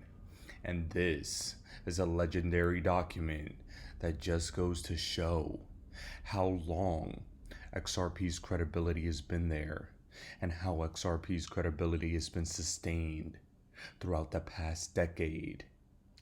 This is what you need to look for when looking for a crypto to invest in. All I's are dotted and all T's are crossed. And now, it's almost showtime. Next up, my friends, one of the most important reasons in the world that I believe XRP will reach new all-time highs this year is because right here was admitted that Ripple has 500 plus partnerships and growing, and all of their partnerships are so legitimate. They expand so far. Their partnerships have partnerships have partnerships. And I can't stress how important that number is. All the reasons I've mentioned in this video so far is more than 99% of all cryptos on the planet have in terms of good news. XRP's price has stayed suppressed for a reason, and I believe it's all coming to fruition for one spectacular bull run moment. Payments are a multi-trillion-dollar problem, and it seems like cryptocurrencies are just naturally suited to make payments better. And specifically, we kind of focused on cross-border international payments, not because domestic payments are great, but because cross-border payments are the worst. Like if anyone who's made an international payment probably has stories of bad experiences. And so the worse the thing you start with, the less amazing you have to be better. And I think we can eventually be amazing and sort of take over the payments world, but we're not going to be there day one. And so if we can't succeed against the worst part of the problem, why are we bothering? And so that was kind of the very earliest focus. And I think that kind of matured between 2011 and 2014, this kind of focus of like, we really need to solve payments. And if you think about any other use case, you think about an NFT. Well, I want to buy it and I want to sell it. Think about a loan. Well, I want to pay the loan back. And I want to get paid like the amount of money I borrowed. Like all of these other use cases need great payments. And so we just sort of laser focused in on payments. Now, ladies and gentlemen, as we've achieved the official halfway point of this video, we're going to get into the spicier reasons for why I believe XRP is going to hit new all-time highs this year, as momentum, even during the SEC lawsuit, was building in Ripple and XRP's direction. And this reason right here is the most revealing thing that occurred during the bear market that 99.9% of you didn't really understand. Custodianship is something I've always stated has been a limiting variable for crypto adoption as a whole. And here, Ripple has been spending their reserves on acquiring custodians, high-tech, high-level custodians. And we're going to break this down thoroughly. We understand that a limiting variable in crypto adoption has been custodianship. Ripple comes in, solves the problem, acquires companies during their lawsuit while they've paid over $100 million in legal fees. That shows that their cash is strong. But not only that, it shows that Ripple steps up to the plate with a solution to any problem these institutions have. And here, I want you all to see Brad Garlinghouse letting you know the exact same thing. The macro environment around custody digital assets is expected to be close to $10 trillion by the year 2030. And inevitably, people are going to need a place to store those assets, and safe, secure, and they're going to need to be able to transfer them as well, having good on and off ramps. Even a tokenization engine, some of the work Ripple is doing around central bank digital currencies or CBDCs. So we think there's a lot of pieces that come together, and we already had, and I remember when you and I first spoke, I remember being on a call with one of the largest top 10 banks in the world, and a bank Ripple was already working with, and they were asking us about, could we help them with their custody? This is prior to the Medico acquisition, and we weren't in a position to do that. And so when we think about that synergy, the ability to say to that existing Ripple customer, hey, here's a best in class, going head to head time and time again and winning on the custody level, to be able to bring that product to them, I think is a great opportunity for the two companies together. And not only that, but shortly thereafter, Ripple said, fuck around and find out, as they announced an acquisition of Standard Custody and Trust. They expanded their portfolio of regulatory licenses. And I believe Standard Custody has nearly 40 transmitter licenses across the US. They have a major payment institution license from the Monetary Authority of Singapore and a virtual asset service provider registration with the Central Bank of Ireland. Oh guys, this is very special. Ripple keeps building and or acquiring companies that'll make their scalability exponential And this, my friends, is what's going to drive price. Custodianship combined with utility, combined with the partnerships, and combined with all these agendas converging for one fireworks display of a moment. Never forget that and always keep that in mind. And here, I have Navin Gupta giving you the next reason why I think we're heading to new all-time highs this year. I mean, what is the next move, on Ripple's roadmap, in your opinion? To put you on the spot here. No, it's very simple. So I think one thing, if there is one message that you can get in this room, is Ripple is not an ordinary company. We are not here to have a small market share or do X, do Y, and make small amount of money or something to happen. We are here to make a dent in the universe. Either we will change the remittance universe, the way you understand, the way value gets transferred across the world, between people, between institutions, or we will just fade away. So it's almost 0 or 1. And some of it comes from our Silicon Valley arrogance. Some of it comes from, that's the reason 6 years ago, we were born with the mission of moving money like information moves today, right? And we are making it possible working with the existing ecosystem. So I think this is a key differentiator about Ripple. And that's the reason we are a monoline company. Every day we get tens of ideas to say, why don't you do security settlement? Why don't you work in trade finance? Why don't you do X, Y, Z? And what we tell them is just cross-border remittances is $155 trillion problem. We'll solve this first. We'll make a difference to everybody who's present in this room. And once we have made the difference, then only we will look at something else. So we are like Google is for search, Ripple is for remittances. And that's what we're going to do. We're going to do it right, and we will not rest. Now guys, I don't know about you, but I like betting on people and companies that aim for the fucking stars, because if they fail, they will surely land on the moon. Now yet again, I'm gonna provide you another example of Ripple and XRP adapting and giving the banks what they want. Ripple and XRP's private ledger was built to give banks the privacy that they need in order to want to move over and adopt this technology and use it. This will allow for walled gardens for an institution like CM Bank, for example, to move their money around within their walls and not have that be public. Banks don't like public blockchains, so Ripple adapted and provided them a solution just for them to bring the capital and inflows of money in. This is very important, and I'm gonna play you a video explaining this further from Brad Garlinghouse. Ripple, has not, unlike some of the other players in the crypto space, we have focused on an institutional use case. And some of the run-up you were describing that happened last December, I think, was in part driven because XRP was kind of unknown. We weren't focused on speculators. We weren't even listed on the most exchanges. For many markets, it's actually hard to buy XRP. And people say, Brad, why aren't you solving that? And I say, I'm not trying to solve a speculator's problem. I'm trying to solve an institutional problem. I'm trying to solve a problem that is measured in the trillions of dollars that is focused on payment providers and banks. And while the gentleman on the street I might bump into, if he or she is interested in the long-term value creation, then I view them as part of the journey, and I want to give a big hug. Or at least take a selfie with them. Okay, then I'll ask you about the price and we'll get our selfie. So let me get back to a little bit more on sort of the public awareness and perception of Ripple. And I think you addressed some of that, but there are a lot of these Bitcoin and blockchain purists. One of the comments that I get when I talk to a lot of these folks are that, Ripple's not, they're not real blockchain because they're not public. Yeah.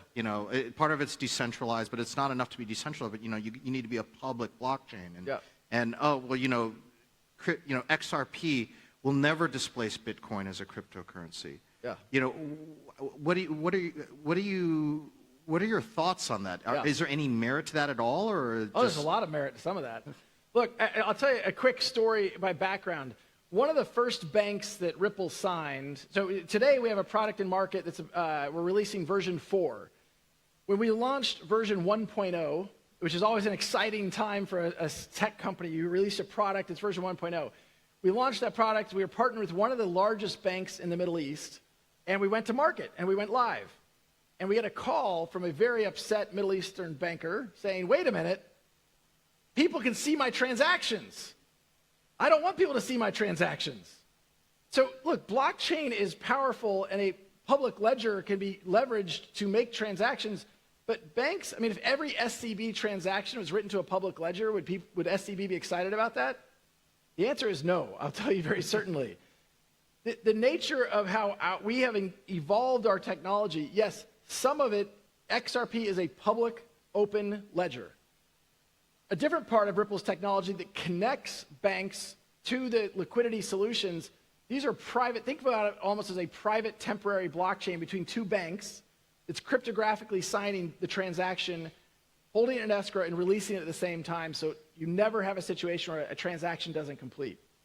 But the point I would make is, those who espouse this idea of, look, all transactions should be open, I look at that and I think, that is not the real world.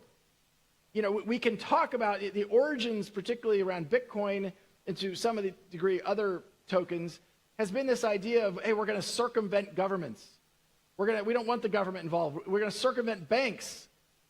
Look, Ripple, we come at it from exactly the opposite point of view. Governments aren't going away. By extension, banks are definitely not going away. We can enable banks to enable an internet of value. If you want to enable an internet of value, you have to connect the repositories of value. The repositories of value are the banks. We want to work with the banks, with financial institutions, with payment providers, with Linlin Pay or PayPal or fill in blank, to dramatically accelerate the nature of how payments occur today and reducing that friction. Now, guys, I'm about to go on a little bit of a rant, but I think it's important. You see, people want to sit here and try to really argue about Ripple and XRP being centralized shitcoin scams. Absolutely not. They're balls deep part of the system.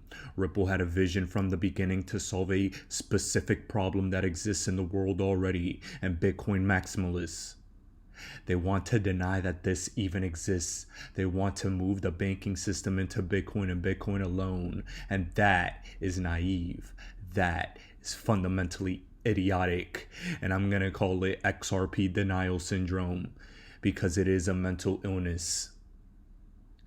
XRP denialism from these maxis is idiotic, and to think that the people that print the money and control the guns and military of the world will allow Bitcoin to be the world's currency is crazy.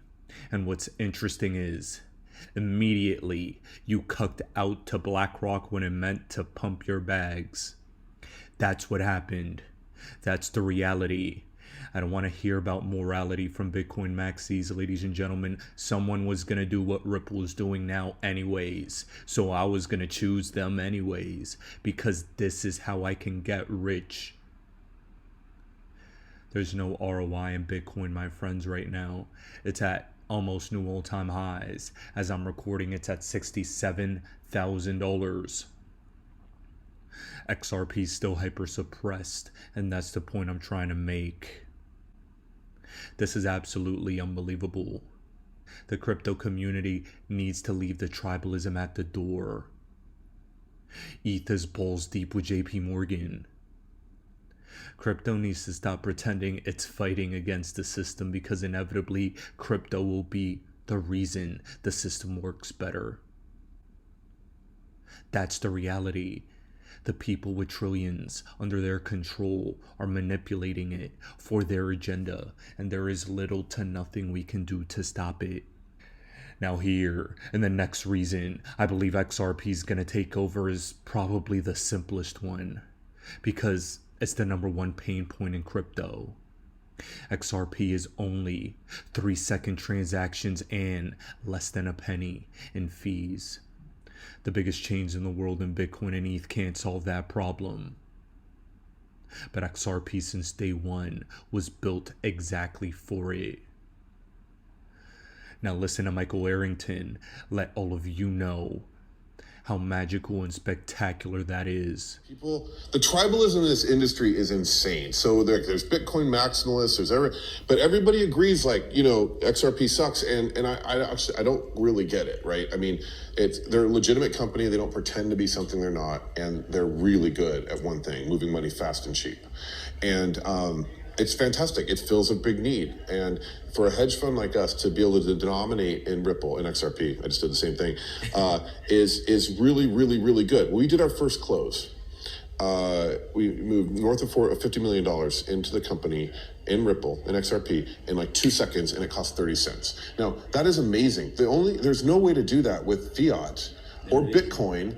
There's just no way to do it that fast and that cheaply. And so it serves a really useful need for us. And then also when our LPs eventually redeem, hopefully never, but when they want some of the money back, we just send it in XRP again, and there's no 3-day wait for international wires or 1-day wait for US wires. We're not paying wire fees and all that. It's just, I don't understand why that's hard to understand. And so the religious wars aside, the tribalism aside, it does some things really well, and we love it for that.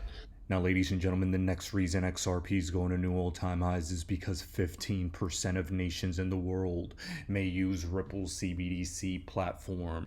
As James Wallace from Ripple confirmed that they're currently working with this many countries, and that is adoption. That is central bank engagement with Ripple, the company looking to make XRP the digital asset for the world. Are you seeing the vision? Now let's run down the list very quickly.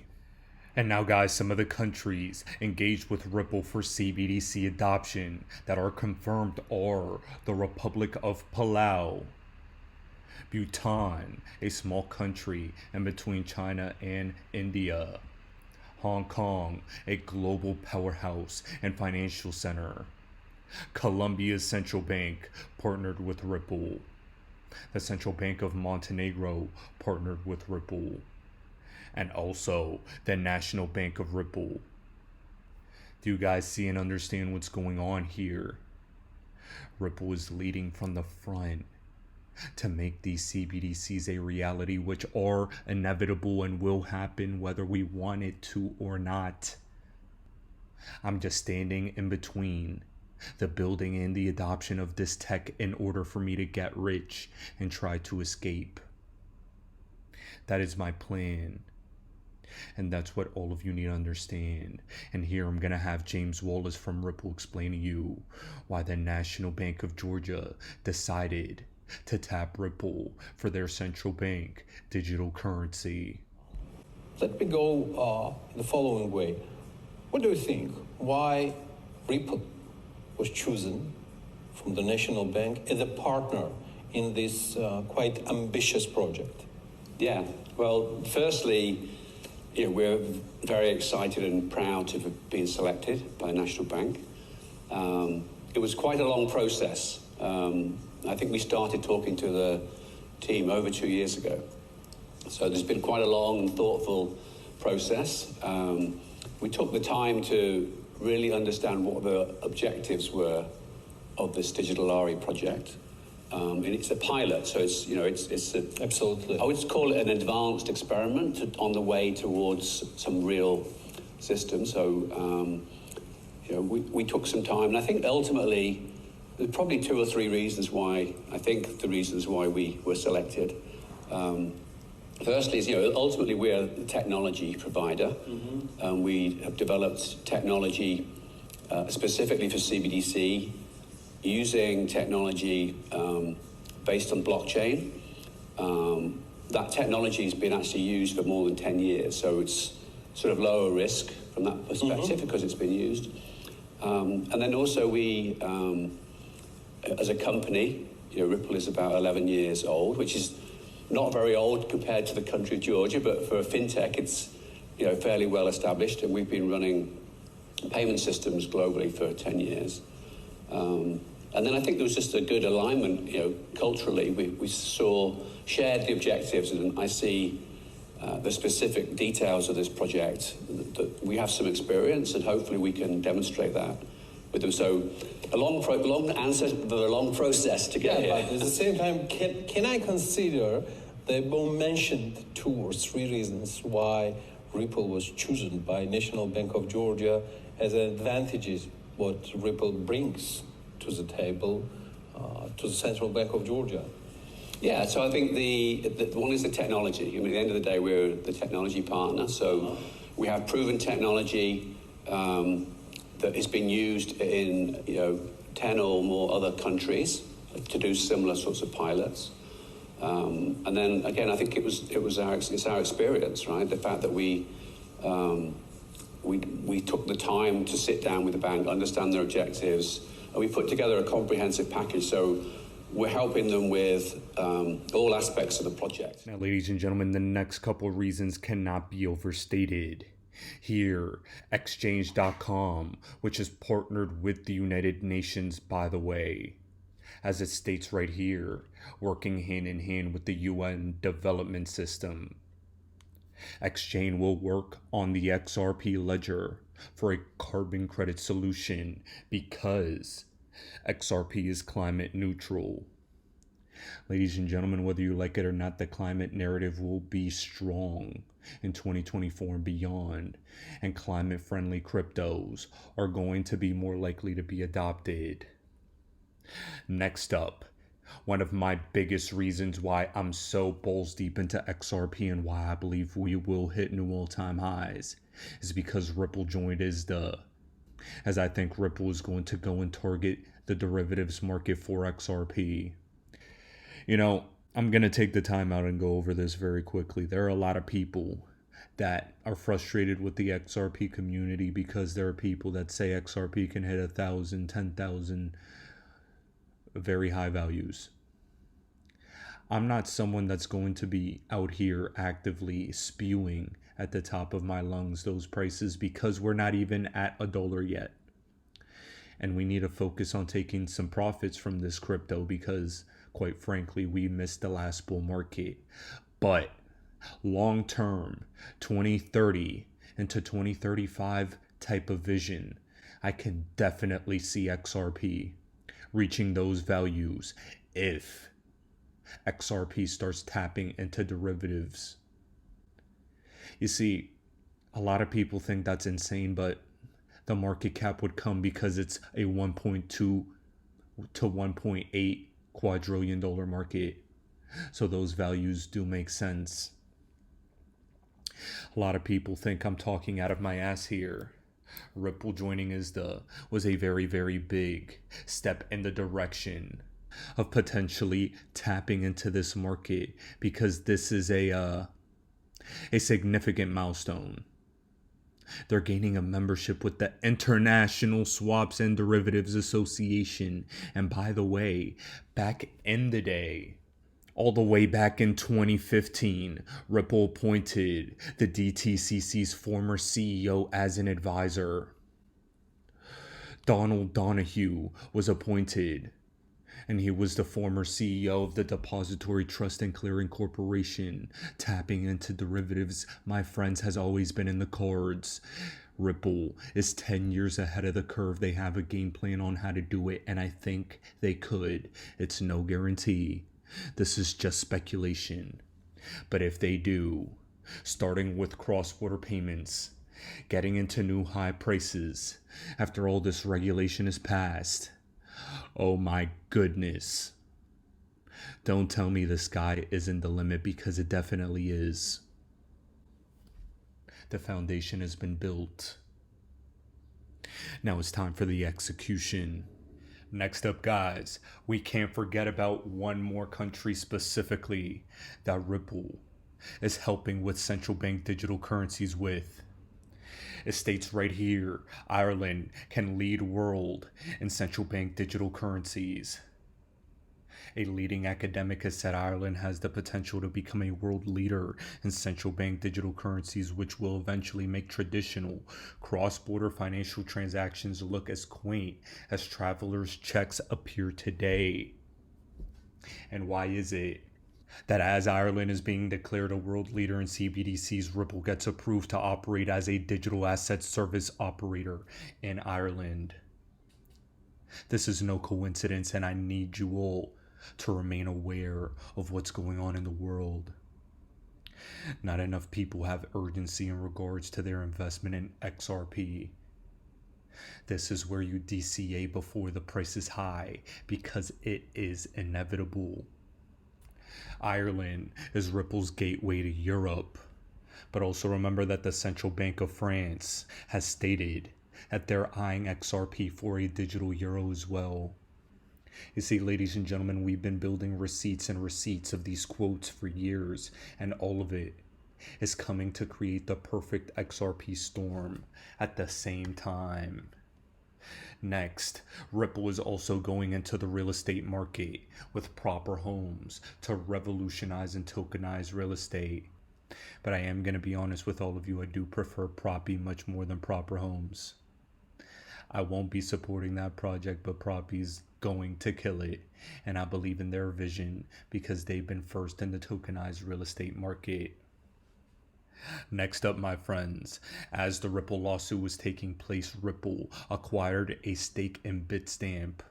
And that just conveniently gets shrugged under the rug as if it didn't happen. And I need to remind all of you that FedNow service for instant payments is now live. You see, a lot of people are trying to question whether XRP will be used for FedNow. Guys, what it's about is that all the real-time payment systems are going online. We are transitioning human behavior into adopting these technologies. What do you think COVID was about? Look at all the QR codes that you have around you now. Ladies and gentlemen, I can't get a menu in a restaurant. I get a QR code, and sometimes I'm on 5% battery. And while that is funny, I need to remind you of something. As the older generations continue to retire, the younger generations will adopt this technology. And you better believe that this will inevitably lead to XRP adoption. Now, I have to remind you about Warren Buffett's stake. He's so uber connected to Ripple, but it's indirect. Warren Buffett has openly stated he does not like crypto. He hates Bitcoin. But I'm going to point this out to everyone.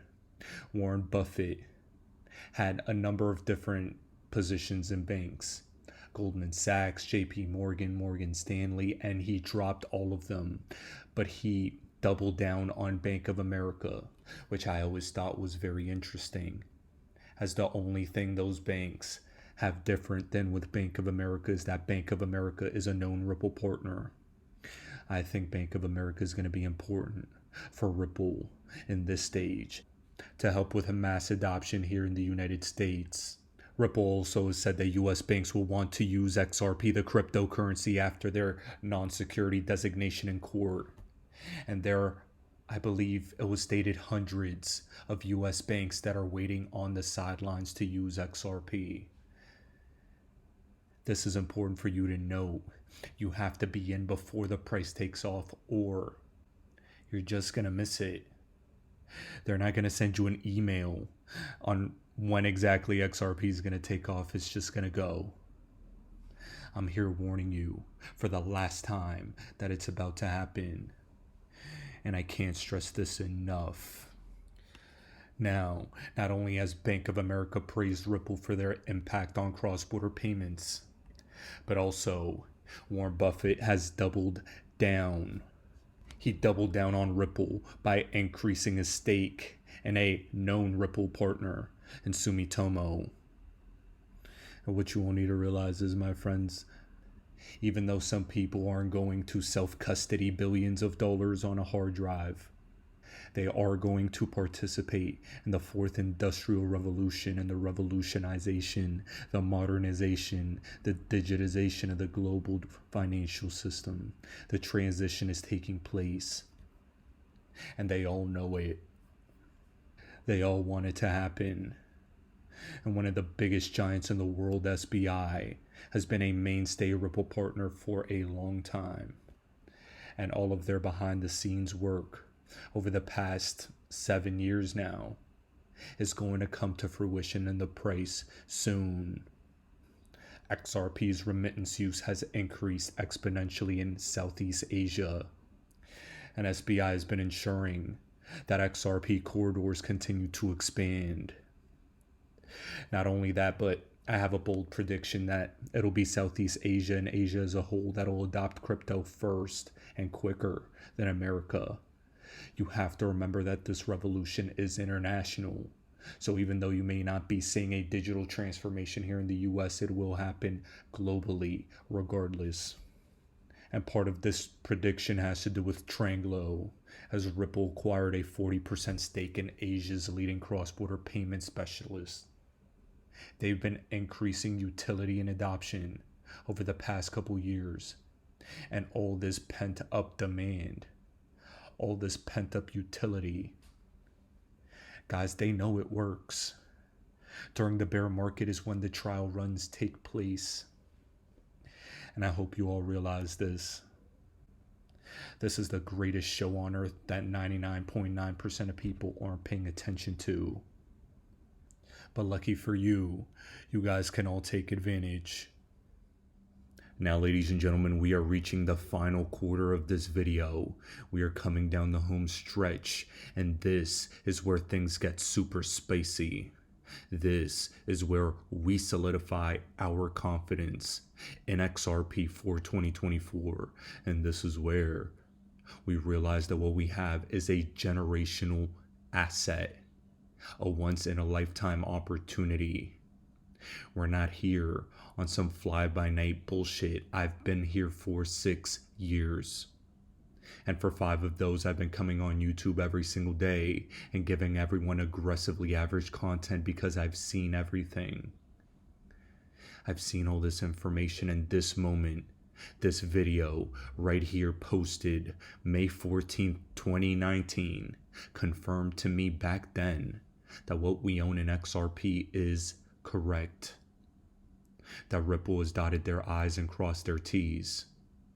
And now it's my responsibility to let every single one of you realize that this is real and you can make money from it.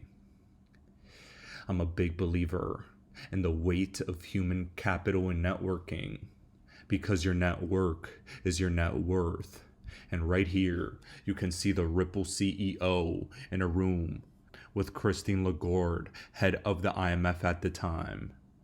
But then if we look closely, we can see right here Augustin Carstens, head of the Bank for International Settlements.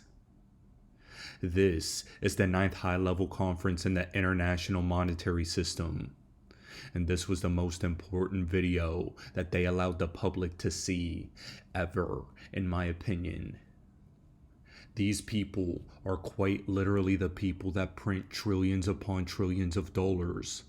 And these people, quite literally, are who I like to call my favorite reptilians.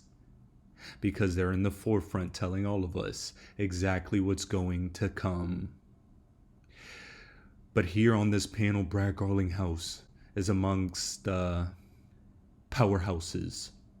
The person to his left is the head of the Hong Kong Monetary Authority. And remember, it just so happens to be the case that Ripple Cbdc platform has Hong Kong on it. That's no coincidence. What you need to realize is Ripple presenting in front of all of these people is his sales pitch as CEO of Ripple for them to use XRP. You don't see Ether CEO doing this. You don't see Solana doing this. You don't see other companies and digital assets doing this. No, it's Ripple. Never forget that. And I think it's important that every one of you sit back, relax, and watch Brad Garlinghouse's full presentation to the elites that print the money, control the armies, and make the financial regulation for the world. I think they saved me for last so that I could talk about the private sector version of this. I also start by kind of explaining the basics of what Ripple is and what Ripple is not. Ripple is a private company. We're based in California, about 300 or 400 employees around the world. And we're trying to solve a problem. We're selling technologies to banks and financial institutions to solve a cross-border payments problem. To be clear, we have not focused on the central bank digital currency issuance.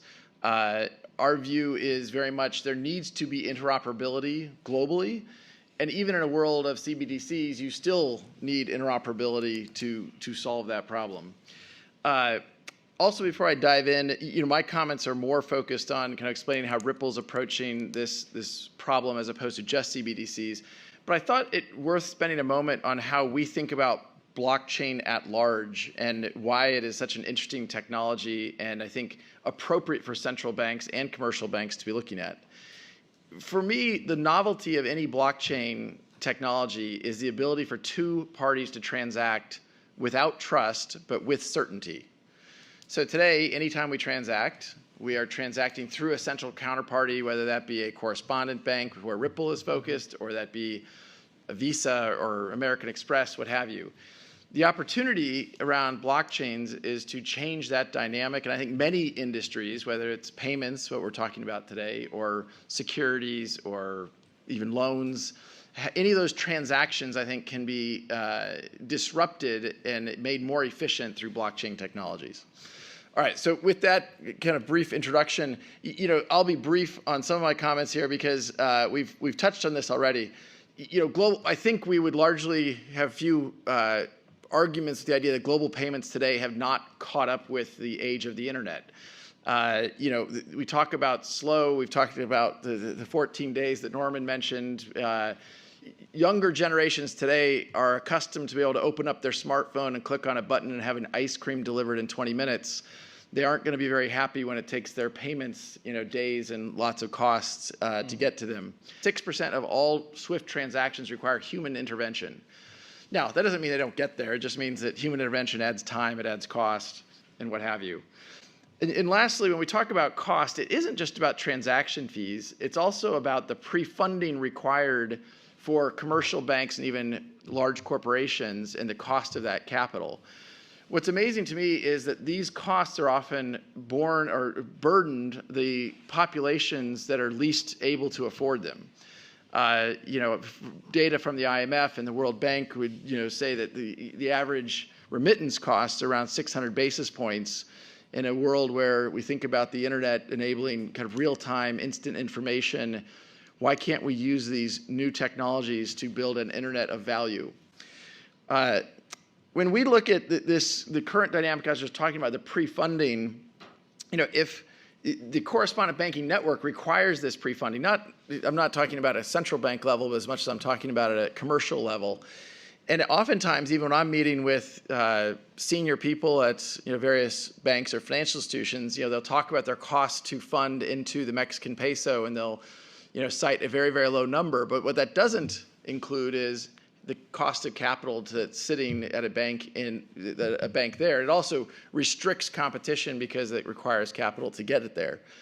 Our view in the future is you don't have to have this pre-funding, and instead you can use a digital asset to have global liquidity on demand. Now, we build upon a tech stack of an open source technology called XRP. XRP originally was built by some engineers who had seen some of the flaws of Bitcoin and the challenges of scalability around Bitcoin, where Bitcoin today, on a per transaction basis, it's rather slow and rather expensive. XRP is very, very fast, about 1,000 times faster per transaction and 1,000 times cheaper per transaction. The other dynamic, of course, of correspondent banking is some of the more quote-unquote exotic currencies, exotic corridors have been left to kind of stand on their own. And the liquidity in digital assets could be applied to actually make that much more democratized and a level playing field. Ripple's vision from the beginning really has been to apply these technologies in the same way that TCP/IP and HTTP are the technologies underpinning the Internet of Information. These blockchain technologies will be the underpinnings of an Internet of Value, where we have connected devices, we have connected information that will allow payments to flow. And as Norman was describing, if you're a large corporation moving $100 million, that's one thing. If you're a freelancer working in the Philippines doing design work for a company in London, and you want to get paid $30 or 30 pesos, Philippine pesos, that's not a transaction that can easily be enabled. And in fact, for the companies that enable that, they require the freelancer to set up an account, and they don't actually pay it out until there's roughly 1,000 USD sitting in that account, and then they would pay it out.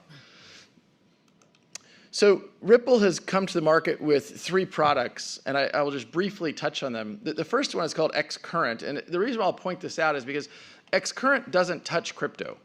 XCurrent is just kind of Swift 2.0. It's a messaging framework that is much more efficient and real time as compared to fiat to fiat. That typically is how we start working with any bank or any financial institution, is on a fiat to fiat basis.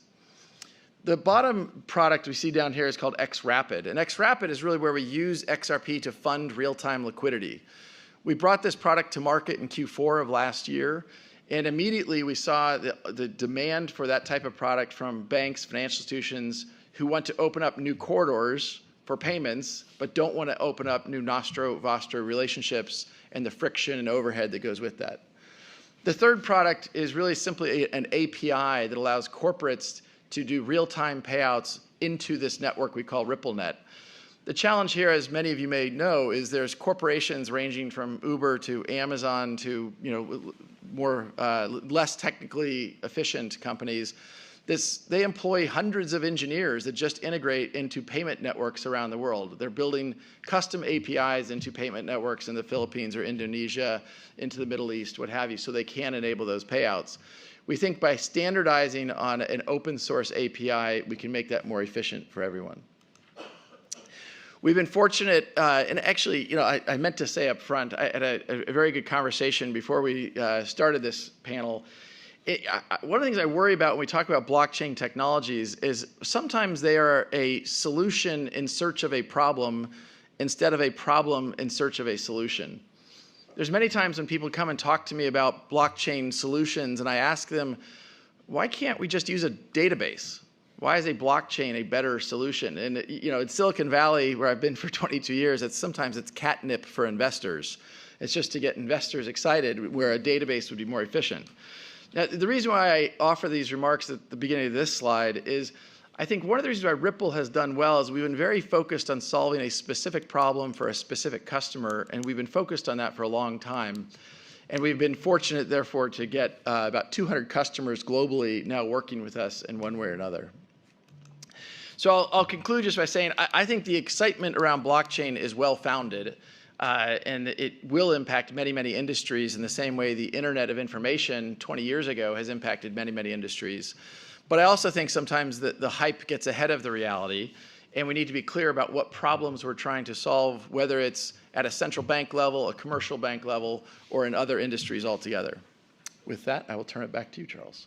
Now, ladies and gentlemen, as you all finished hearing the greatest speech Brad Garlinghouse ever gave, you need to realize that it's not the best speech because of what he said. It's not the best presentation because of how he said it. It was the best presentation because of who was in the room. That was a multi-trillion-dollar conversation. And I think we're on the brink of seeing that come to fruition. And that's why that leads into my next reason. A speculative reason, but a very real possibility nonetheless. XRP has a real shot at becoming an ESDR. And don't listen to me say it. Listen to one of the most important and prophetic economists say it himself, and Jim Rickards. Jim Rickards stated the IMF needs developers, and I'm sure Ripple has some good ones. That doesn't mean XRP will be a reserve asset. More likely, it's an ESDR. The fact that Jim Rickards even sees this as a possibility should speak volumes. I'm not saying that XRP will with 100% probability be an ESDR. I'm just saying it's the only crypto I hear being spoken about in that capacity. So that's just another high-end potential scenario that could play out. And even though that doesn't necessarily have to happen, Ripple has positioned XRP in a way where it could. I think it will. Others think it won't. But at the very least, you have to hear the CEO of Ripple, when asked about XRP potentially being a world reserve currency, say himself, with his body language, what could happen. Sometimes you need to read between the lines, my friends. And I do think XRP was built with the idea of a world reserve currency in mind. There's 2 votes. Let me try. Do you see IMF holding crypto assets in the future? Oh, they're over here. That's easier. You want to take one? Go for it. The first one's for you. IMF. Do you see IMF holding crypto assets in the future? I did not put that up there. Remember, I'm from the legal department. I'm supposed to be very conservative about these things. I don't want to go into great details about Maybe the IMF. I should take what the IMF is going to do. I think we stunned Ross into silence with that. Ladies and gentlemen, in that video, he later goes on to say for that to happen, for the IMF to hold a crypto asset, a country needs to adopt it as its currency. And I think XRP is positioned in a way where, like El Salvador adopted Bitcoin and like Argentina is looking to do, XRP could be adopted by a country around the world without a shadow of a doubt. The BIS is actively working, announcing 6 projects for 2024 in regards to the new financial infrastructure, and they all align with what XRP has been doing. But not only that, my friends, I'm going to refer you to that 9th high-level meeting again, where the Hong Kong Monetary Authority had mentioned ESDRs. And specifically, the reason that's so important is because Ripple's Brad Garlinghouse presented immediately after that quote that he stated about SDRs and ESDRs. Don't you find that so interesting? Because I do. I don't think that's a coincidence.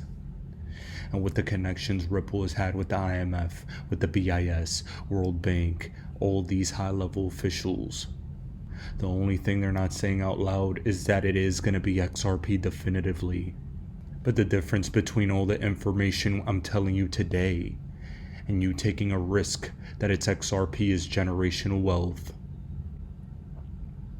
That's it. That's what stands between you and the next world. And this is the bet I'm willing to take. I think CBDC have certain prospects, but central banks need to be proactive in either one of the 2 ways or both ways. Tobias talked about a synthetic CBDC.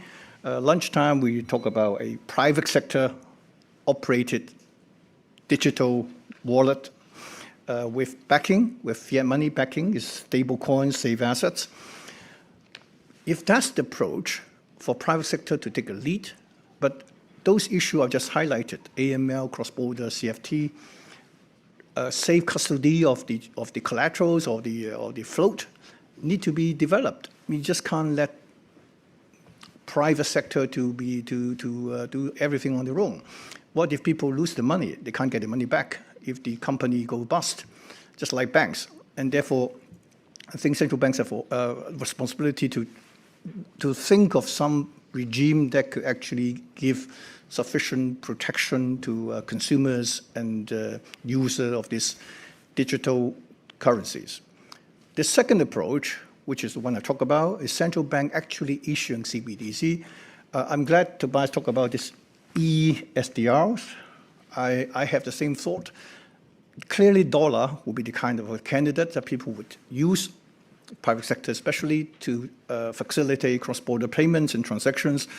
But for people who really want to have stable bilateral exchange rate pair, a basket or SDR type would be an ideal candidate. But the same question, who would be the issuer? Who would be the trusted counterparty or central party to keep custody of those afloat will be an important issue. But the conclusion is that if the central banks or the authorities don't take a proactive step, I think the private sector will be miles ahead. And they are already doing a lot without, I think, an appropriate regulatory regime. Now, ladies and gentlemen, as you heard him speak, The entirety of that should have brought chills down your spine. He talks about ESDRs. Brad Garlinghouse from Ripple spoke immediately after he mentioned an ESDR. He then asked who would be the trustless counterparty or central party that will be in charge of this. Ripple will be that, in my opinion. Why? Why? Well, because the head of the Hong Kong Monetary Authority also goes on to mention custodianship. Who will we trust to custody these assets? Ladies and gentlemen, it just so happens that that has been one of the big things on Ripple's checklist to acquire during the bear market and during their SEC lawsuit, Medico and Standard custody in Ripple's possession. Ripple's Cbdc platform is being used actively for countries to build their Cbdc on. I've showed you the examples. The private sector is taking the lead and using Ripple to build these technologies for the public sector and the central banks. Like Jim Ricker stated, the IMF needs developers too. And Ripple is taking charge. Remember, he also at the end mentioned regulations aren't in place. But I believe Ripple has been working hand in hand with the world regulators to help build regulation. The SEC lawsuit going against Ripple in America is no coincidence, and XRP is the only digital asset in the US with clarity, but also in this G30 document that was put out in 2020, titled Digital Currencies and Stablecoins, Risk, Opportunities, and Challenges Ahead. XRP is mentioned specifically as an example of how this system can be used. Here, it says wholesale central bank digital currencies, and right after, in this section titled Coordinating the Introduction of Global Official Sector Stablecoins, it states, Mark Carney, the former governor of the Bank of England, who, by the way, had a proof of concept with Ripple in 2016.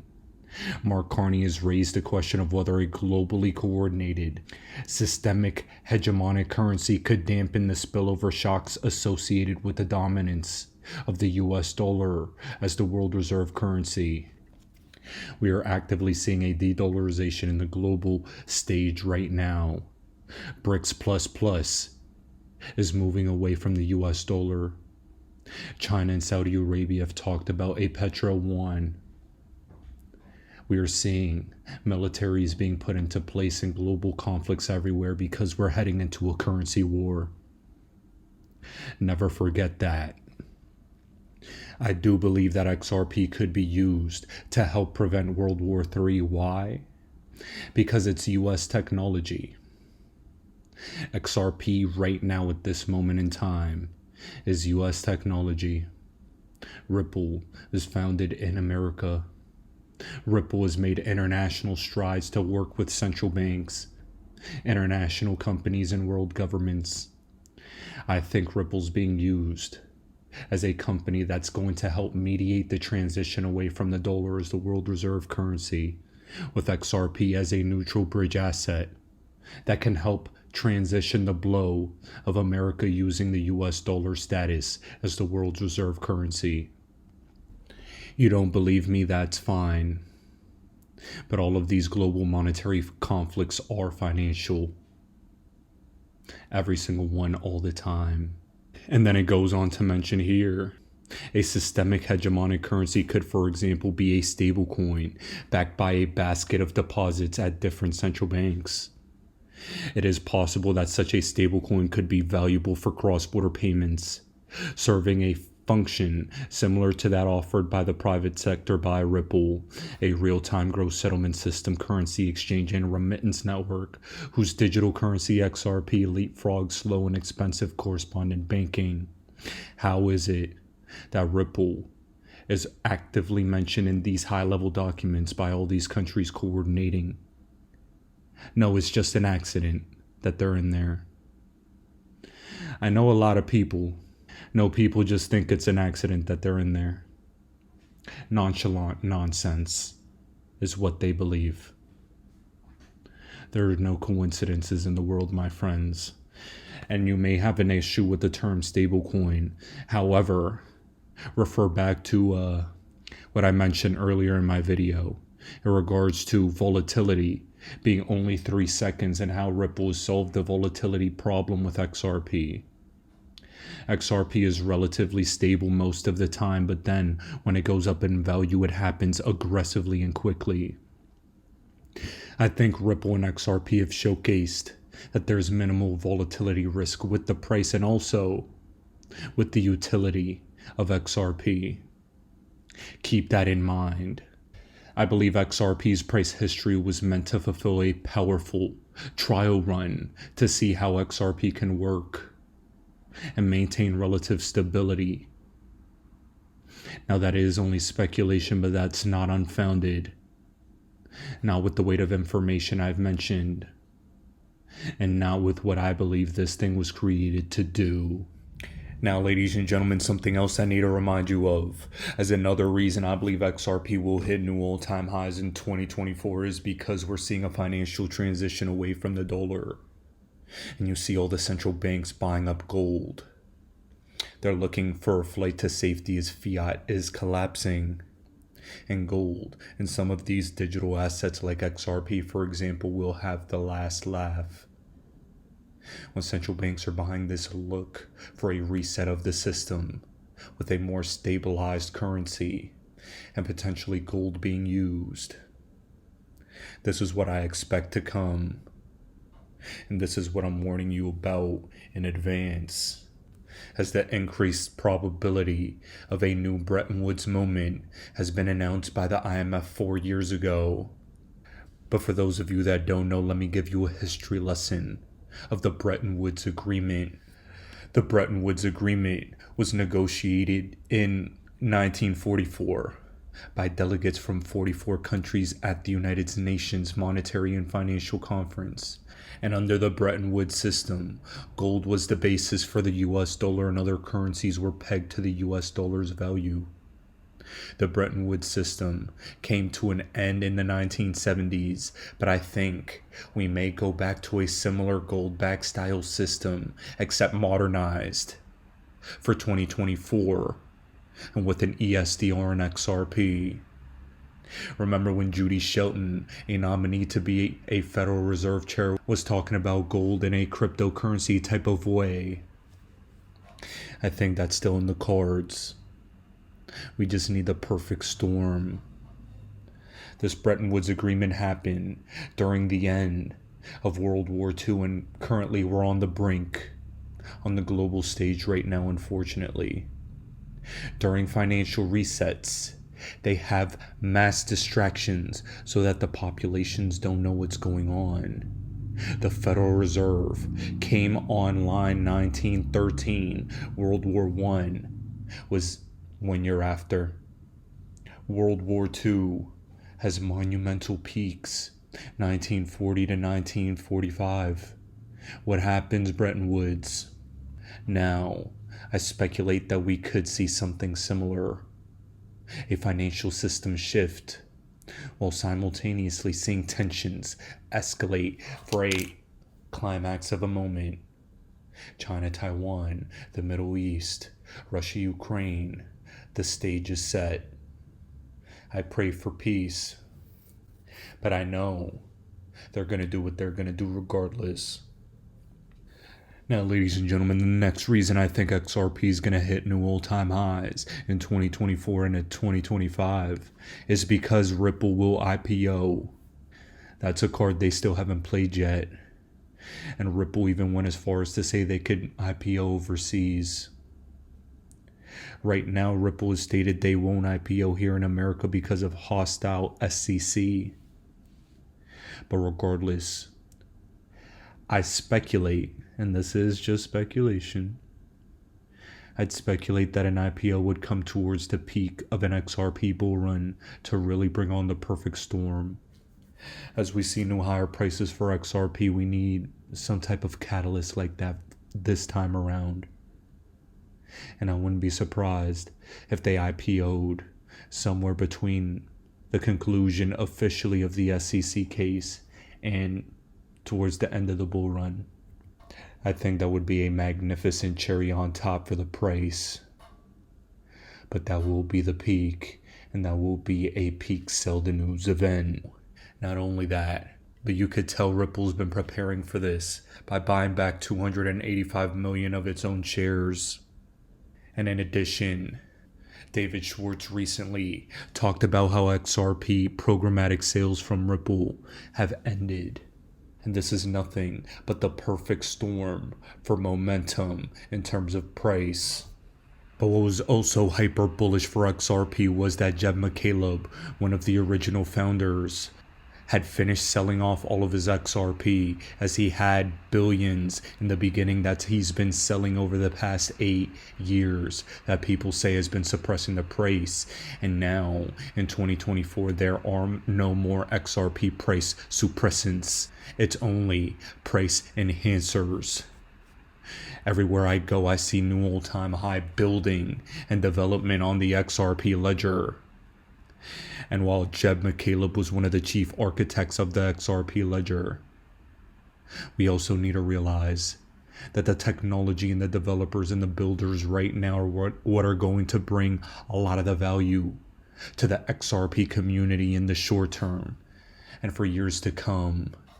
And what I'm going to do is go over all of the technology, and all of these reasons will be on one slide so I could power through as this video is reaching its critical end stages.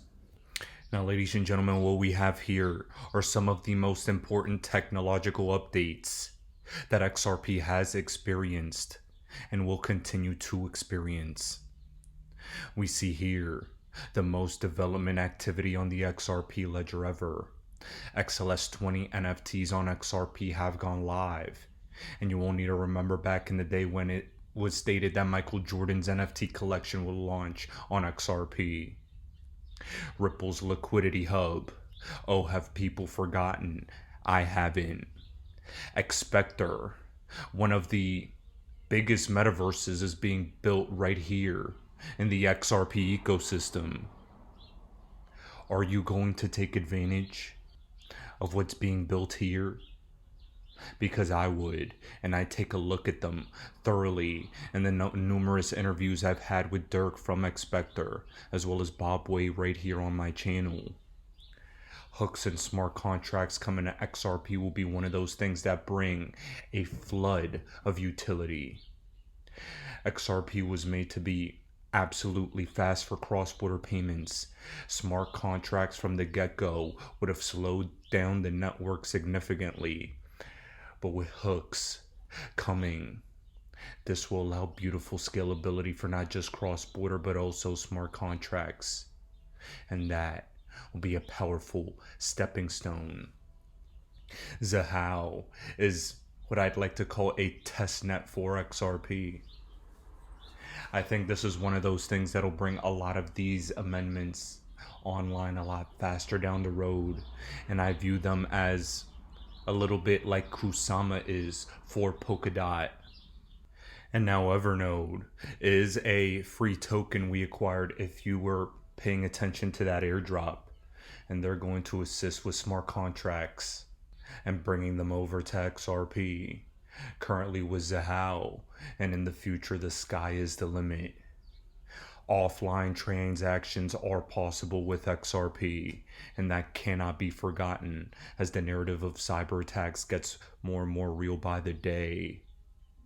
Don't forget about credit lines, the clawbacks amendment that just passed, and especially don't forget about Flare, as Flare was a free airdrop the XRP community did get, and I think will end up being one of the biggest airdrops in history. Their use case is absolutely killing it. Their ecosystem is growing. We still have more developments on the way. We're currently earning 8 to 10% a month in passive income in Flare tokens.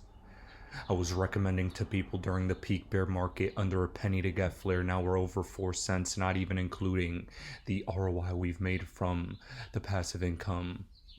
NF assets are still on the way. A Google Cloud partnership was confirmed. And Flare's gonna end up being one of the biggest cherries on top for the weight the XRP community had to suffer through.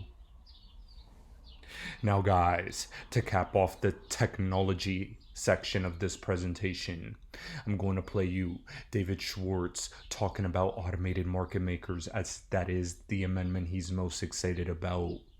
And when David Schwartz is excited, you better pay attention. Now I also have to mention that I absolutely hate the tech side of crypto. I'm not a techie, but I understand the importance of the builders. The builders will be on center stage at XRP Gold Coast Conference in Australia, and I will be there giving a beautiful presentation. And I think you all are going to enjoy it as we dedicate a moment to the people building to bring value right here to the XRP ecosystem. Now, with all that being said, guys, please listen to David Schwartz explain to all of you how you can earn passive income with automated market makers coming to XRP, as it's going to be a future source of massive utility. Automated market makers are poised to become a major cornerstone of global crypto liquidity across all assets and multiple chains. So what am I talking about? What is an automated market maker? What's a market maker? What does it mean to automate one? Well, in any trade, there's one party that offers the liquidity and one party that takes the liquidity. The party that offers the liquidity is called the maker. Party that takes the liquidity is called the taker. Market makers allow people to buy and sell an asset when they want by keeping the liquidity available. Automated market makers do this continuously without human intervention, always willing to trade whatever assets they handle. So if you want to buy something or sell something, let's say a stock, you would typically choose the timing and the direction. I want to buy 5 shares of Microsoft now. I want to sell 20 shares of Microsoft now. The market maker is always available to provide the counterparty to that buy or sell, but they charge you a fee for that service. This is called a spread. And so what that means is that they'll buy at one price and sell at another price and profit from the difference. So they'll sell you an asset for slightly more than a sort of mid-market or fair price, and they'll buy an asset from you for slightly less than a mid-market or fair price. This allows them to protect themselves against risk because they have to hold the assets that they want to, so that they can sell them to you. And of course, after they buy an asset, they have to hold it. And so they take risk. And so they price in that risk in the spread that they charge you. Since an automated market maker can buy or sell an asset at any time, they have to have a pool of every asset that they're going to sell. Obviously, you can't sell something if you don't have it to sell. They borrow these pools from people willing to lend. So another interesting thing about automated market makers is they provide this sort of service for people who are willing to lend assets to the automated market maker to provide these pools of assets that they can trade. And in most implementations, these loans provide a variable return. So it's a loan that behaves more like an investment. You give them an asset, let's say, 5 XRP, and you get some sort of claim against the automated market maker's pool that may change in value as that pool grows and shrinks. And obviously, the objective would be to get a positive return. From the point of view of those who lend money to the pool, who provide these assets, they get a diminished return if an asset goes up in value, because the automated market maker will sell it too cheaply. But they get a very good return if the asset is volatile, because they make a portion of that spread that the market maker charges. And volatility drives transaction volume up.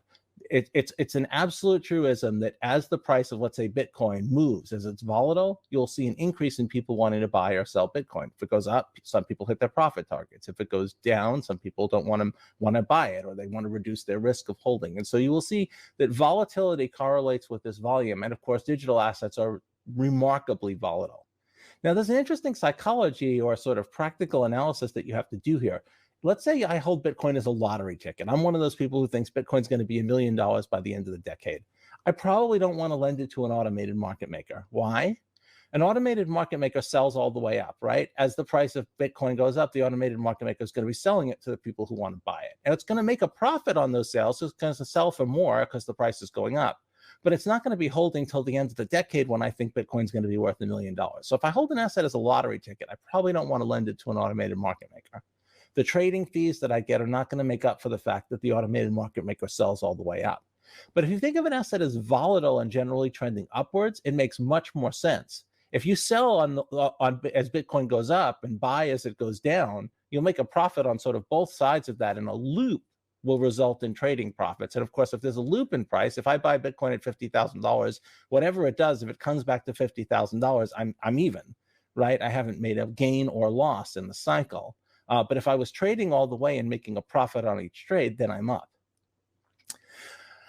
Arbitrage is also a drain on pool revenue. So what arbitrage is people who find the pool overpricing or underpricing an asset, and of course they buy from the automated market maker when it's selling at too low a price, and they sell to the automated market maker when it's buying at too high a price. Now, because an automated market maker is automated, it doesn't really know what the price is. A human market maker could check the price, and they could price, they could never sell it below the fair price and never buy it above the fair price. But an automated market maker can't avoid doing that. And people who trade against the automated market maker to make a profit when it misprices are called arbitrageurs. That's important. That's important to understand because it results in a reduction in the returns that an automated market maker can get versus one that might have an external price feed. Now, ladies and gentlemen, we're really coming down the home stretch.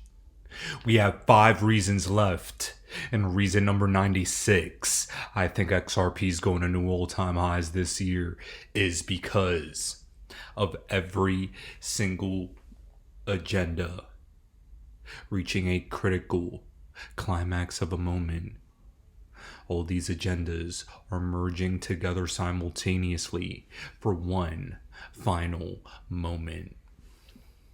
Central bank digital currencies will be at the forefront of the agenda. So will AI. So will surveillance. So will social credit scores. So will universal basic income. UBI will be used to incentivize the population into wanting to adopt central bank digital currencies when the AI comes to replace all of our jobs, because AI is more effective already. But then at the exact same time, digital IDs are coming online.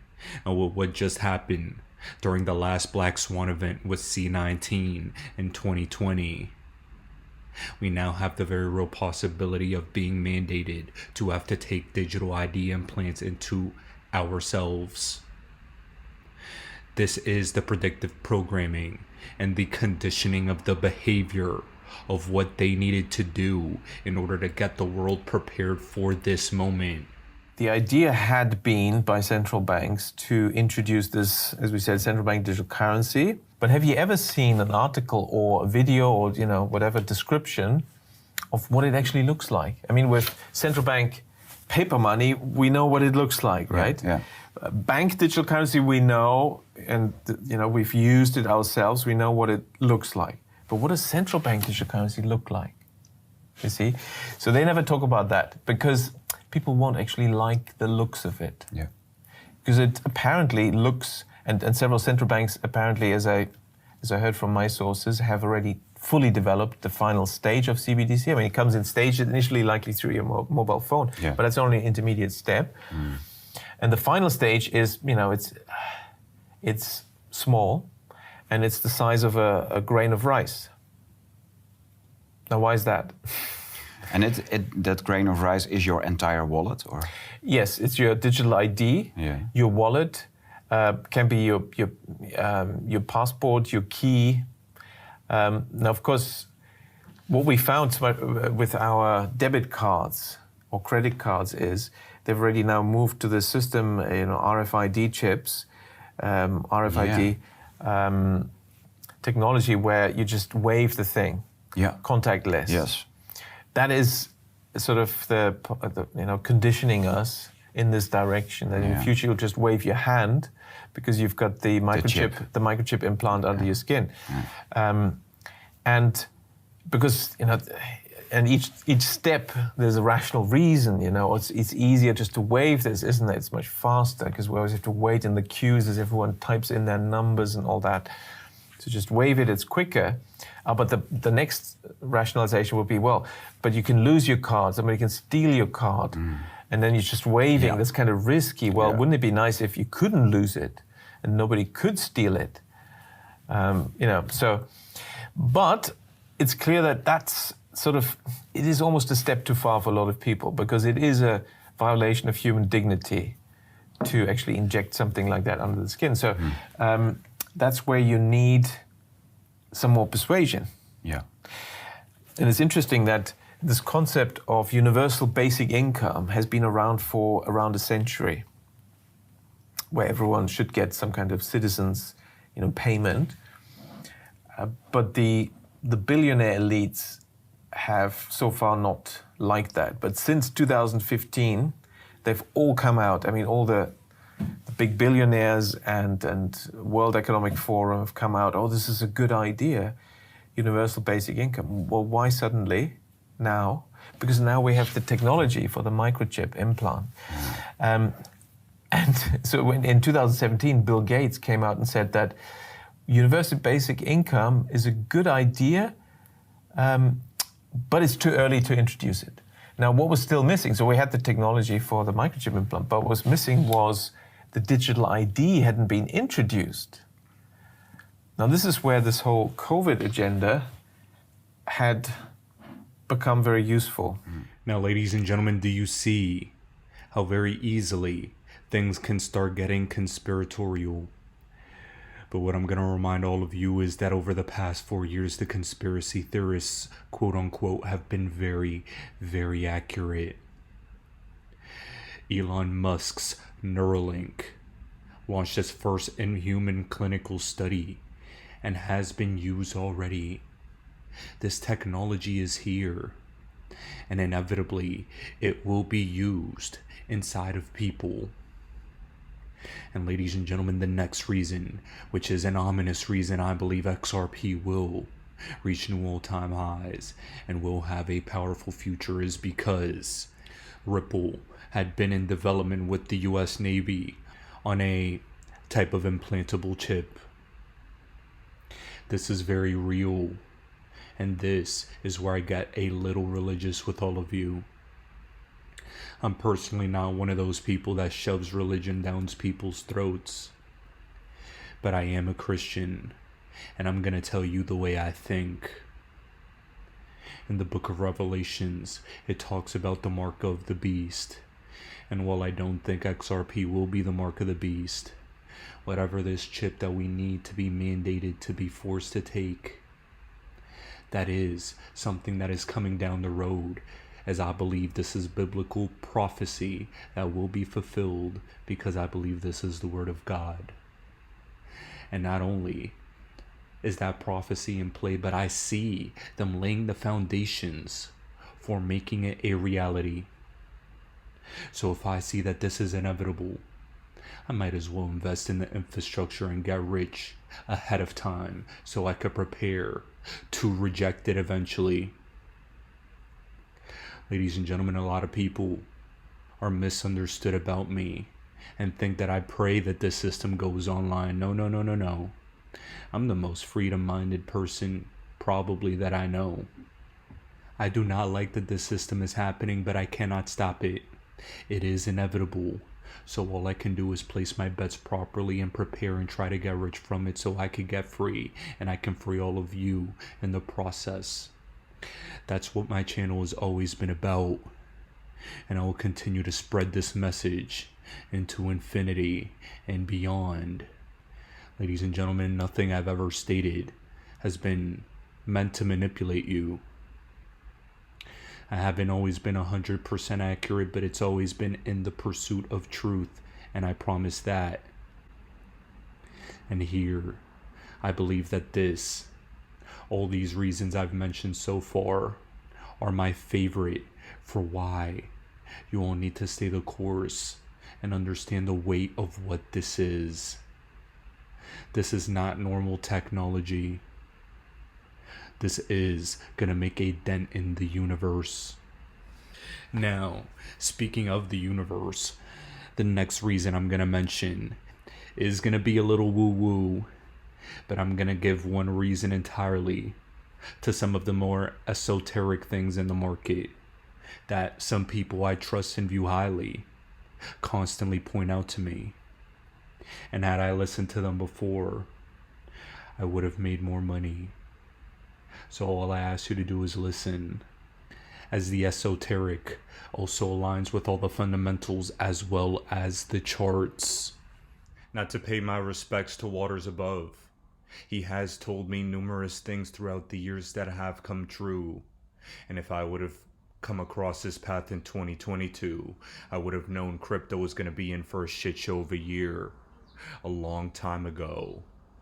This time around though, it seems like the year of the dragon is going to be a bullish year for XRP because XRP was born on a dragon year. And that means a perfect storm is likely. That combined with the fact that X is the 24th letter of the alphabet make it a perfect storm. And Jupiter's transit in the world stage right now is making it a more abundant environment to make money from spaces like crypto. Now I'm not going to get any further into that because I know that doesn't resonate with a lot of people.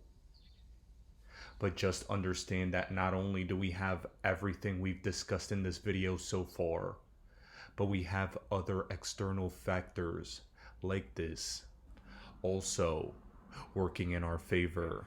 Now, next up, ladies and gentlemen, as we're wrapping this up, reason number 99, John Deaton is taking on Elizabeth Warren for her Senate seat, and she's scared shitless.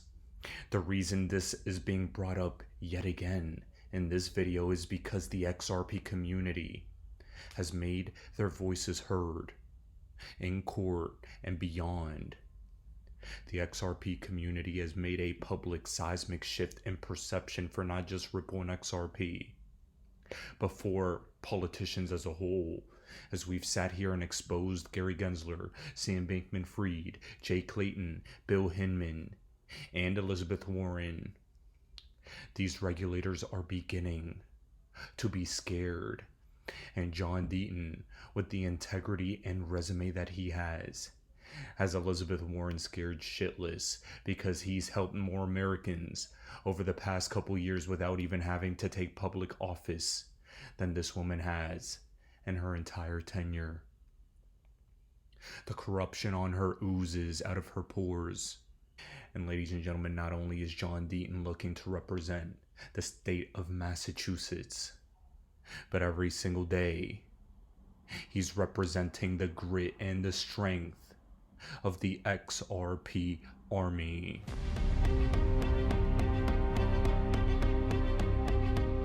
Highland Park, Detroit. I grew up in real poverty in a dangerous, violent neighborhood. I got beat up, but I fought back. I learned life's lessons, and my motto became no fear and never give up.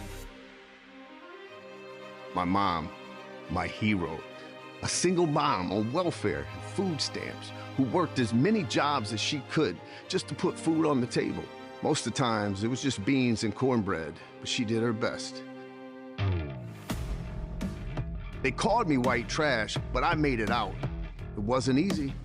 I was the only one in my family to graduate high school. I worked my way through college and New England School of Law, living in Roxbury. I joined the Marines, fought addiction, cancer, and mountains of debt. No fear, and I will never give up. After law school, I got married, became the proud father of 3 amazing daughters, and built the law practice. I fought for the little guy. I took on the greedy corporations and the heartless insurance companies, and I won. I took on the Washington insiders, and I won. I am running for U.S. Senate to continue my life's mission to shake things up for the people who need it most. Take on the drug and insurance companies for better, more accessible health care. Instead of just pointing the fingers at each other, actually work to solve the migrant crisis. Fight inflation that's crushing working families. Work for better opportunities for children. Take on Washington corruption and the division that's killing this country. We need term limits for these career politicians who have simply forgotten who elected them. Elizabeth Warren, well, she promised to be a champion for those in need. Instead, she gives lectures and plays politics and gets nothing done for Massachusetts. I will work day and night to make a difference in your life. I know your life struggles because I've lived them. I know your dreams and your hopes for you and your family because I share them. I will fight for what is right because I have no fear and I will never give up.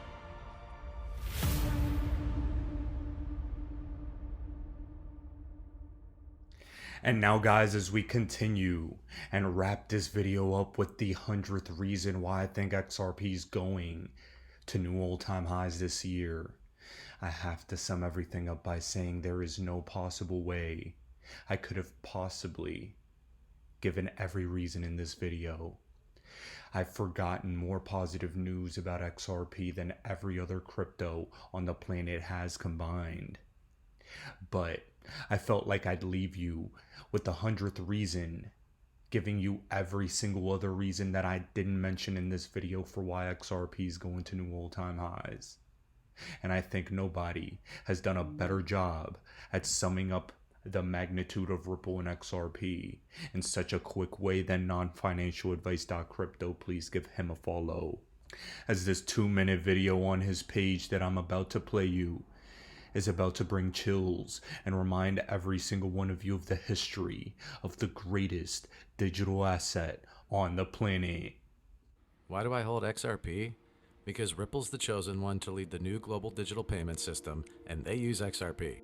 In 2013, the Federal Reserve began looking for faster payments options. 2 years later, an action plan was born and a federal payments task force was created. It included one company focused on crypto, Ripple. In 2014, the World Bank and Better Than Cash Alliance, which includes the Bill and Melinda Gates Foundation, Clinton Global Initiative, and the governments of 32 countries, put out a report called The Opportunities of Digitizing Payments. 1 year later, the Better Than Cash Alliance featured one crypto company on their website, Ripple. Today, Better Than Cash Alliance and all other UN initiatives are focused on a single agenda, the Sustainable Development Goals for 2030. You can see the SDGs logo on Bill Gates' lapel, world-leading companies, the Better Than Cash Alliance website, and on the UN's official exchange, Exchange. What crypto is Exchange officially utilizing for their carbon credit solution? XRP. The world will move to a new international standard for exchanging electronic messages between financial institutions by 2025 called ISO 20022. Who was the first ISO 20022 member focused on distributed ledger technology? Ripple. Who's partnered with over 300 financial institutions, including Bank of America, American Express, PNC, Santander, SBI,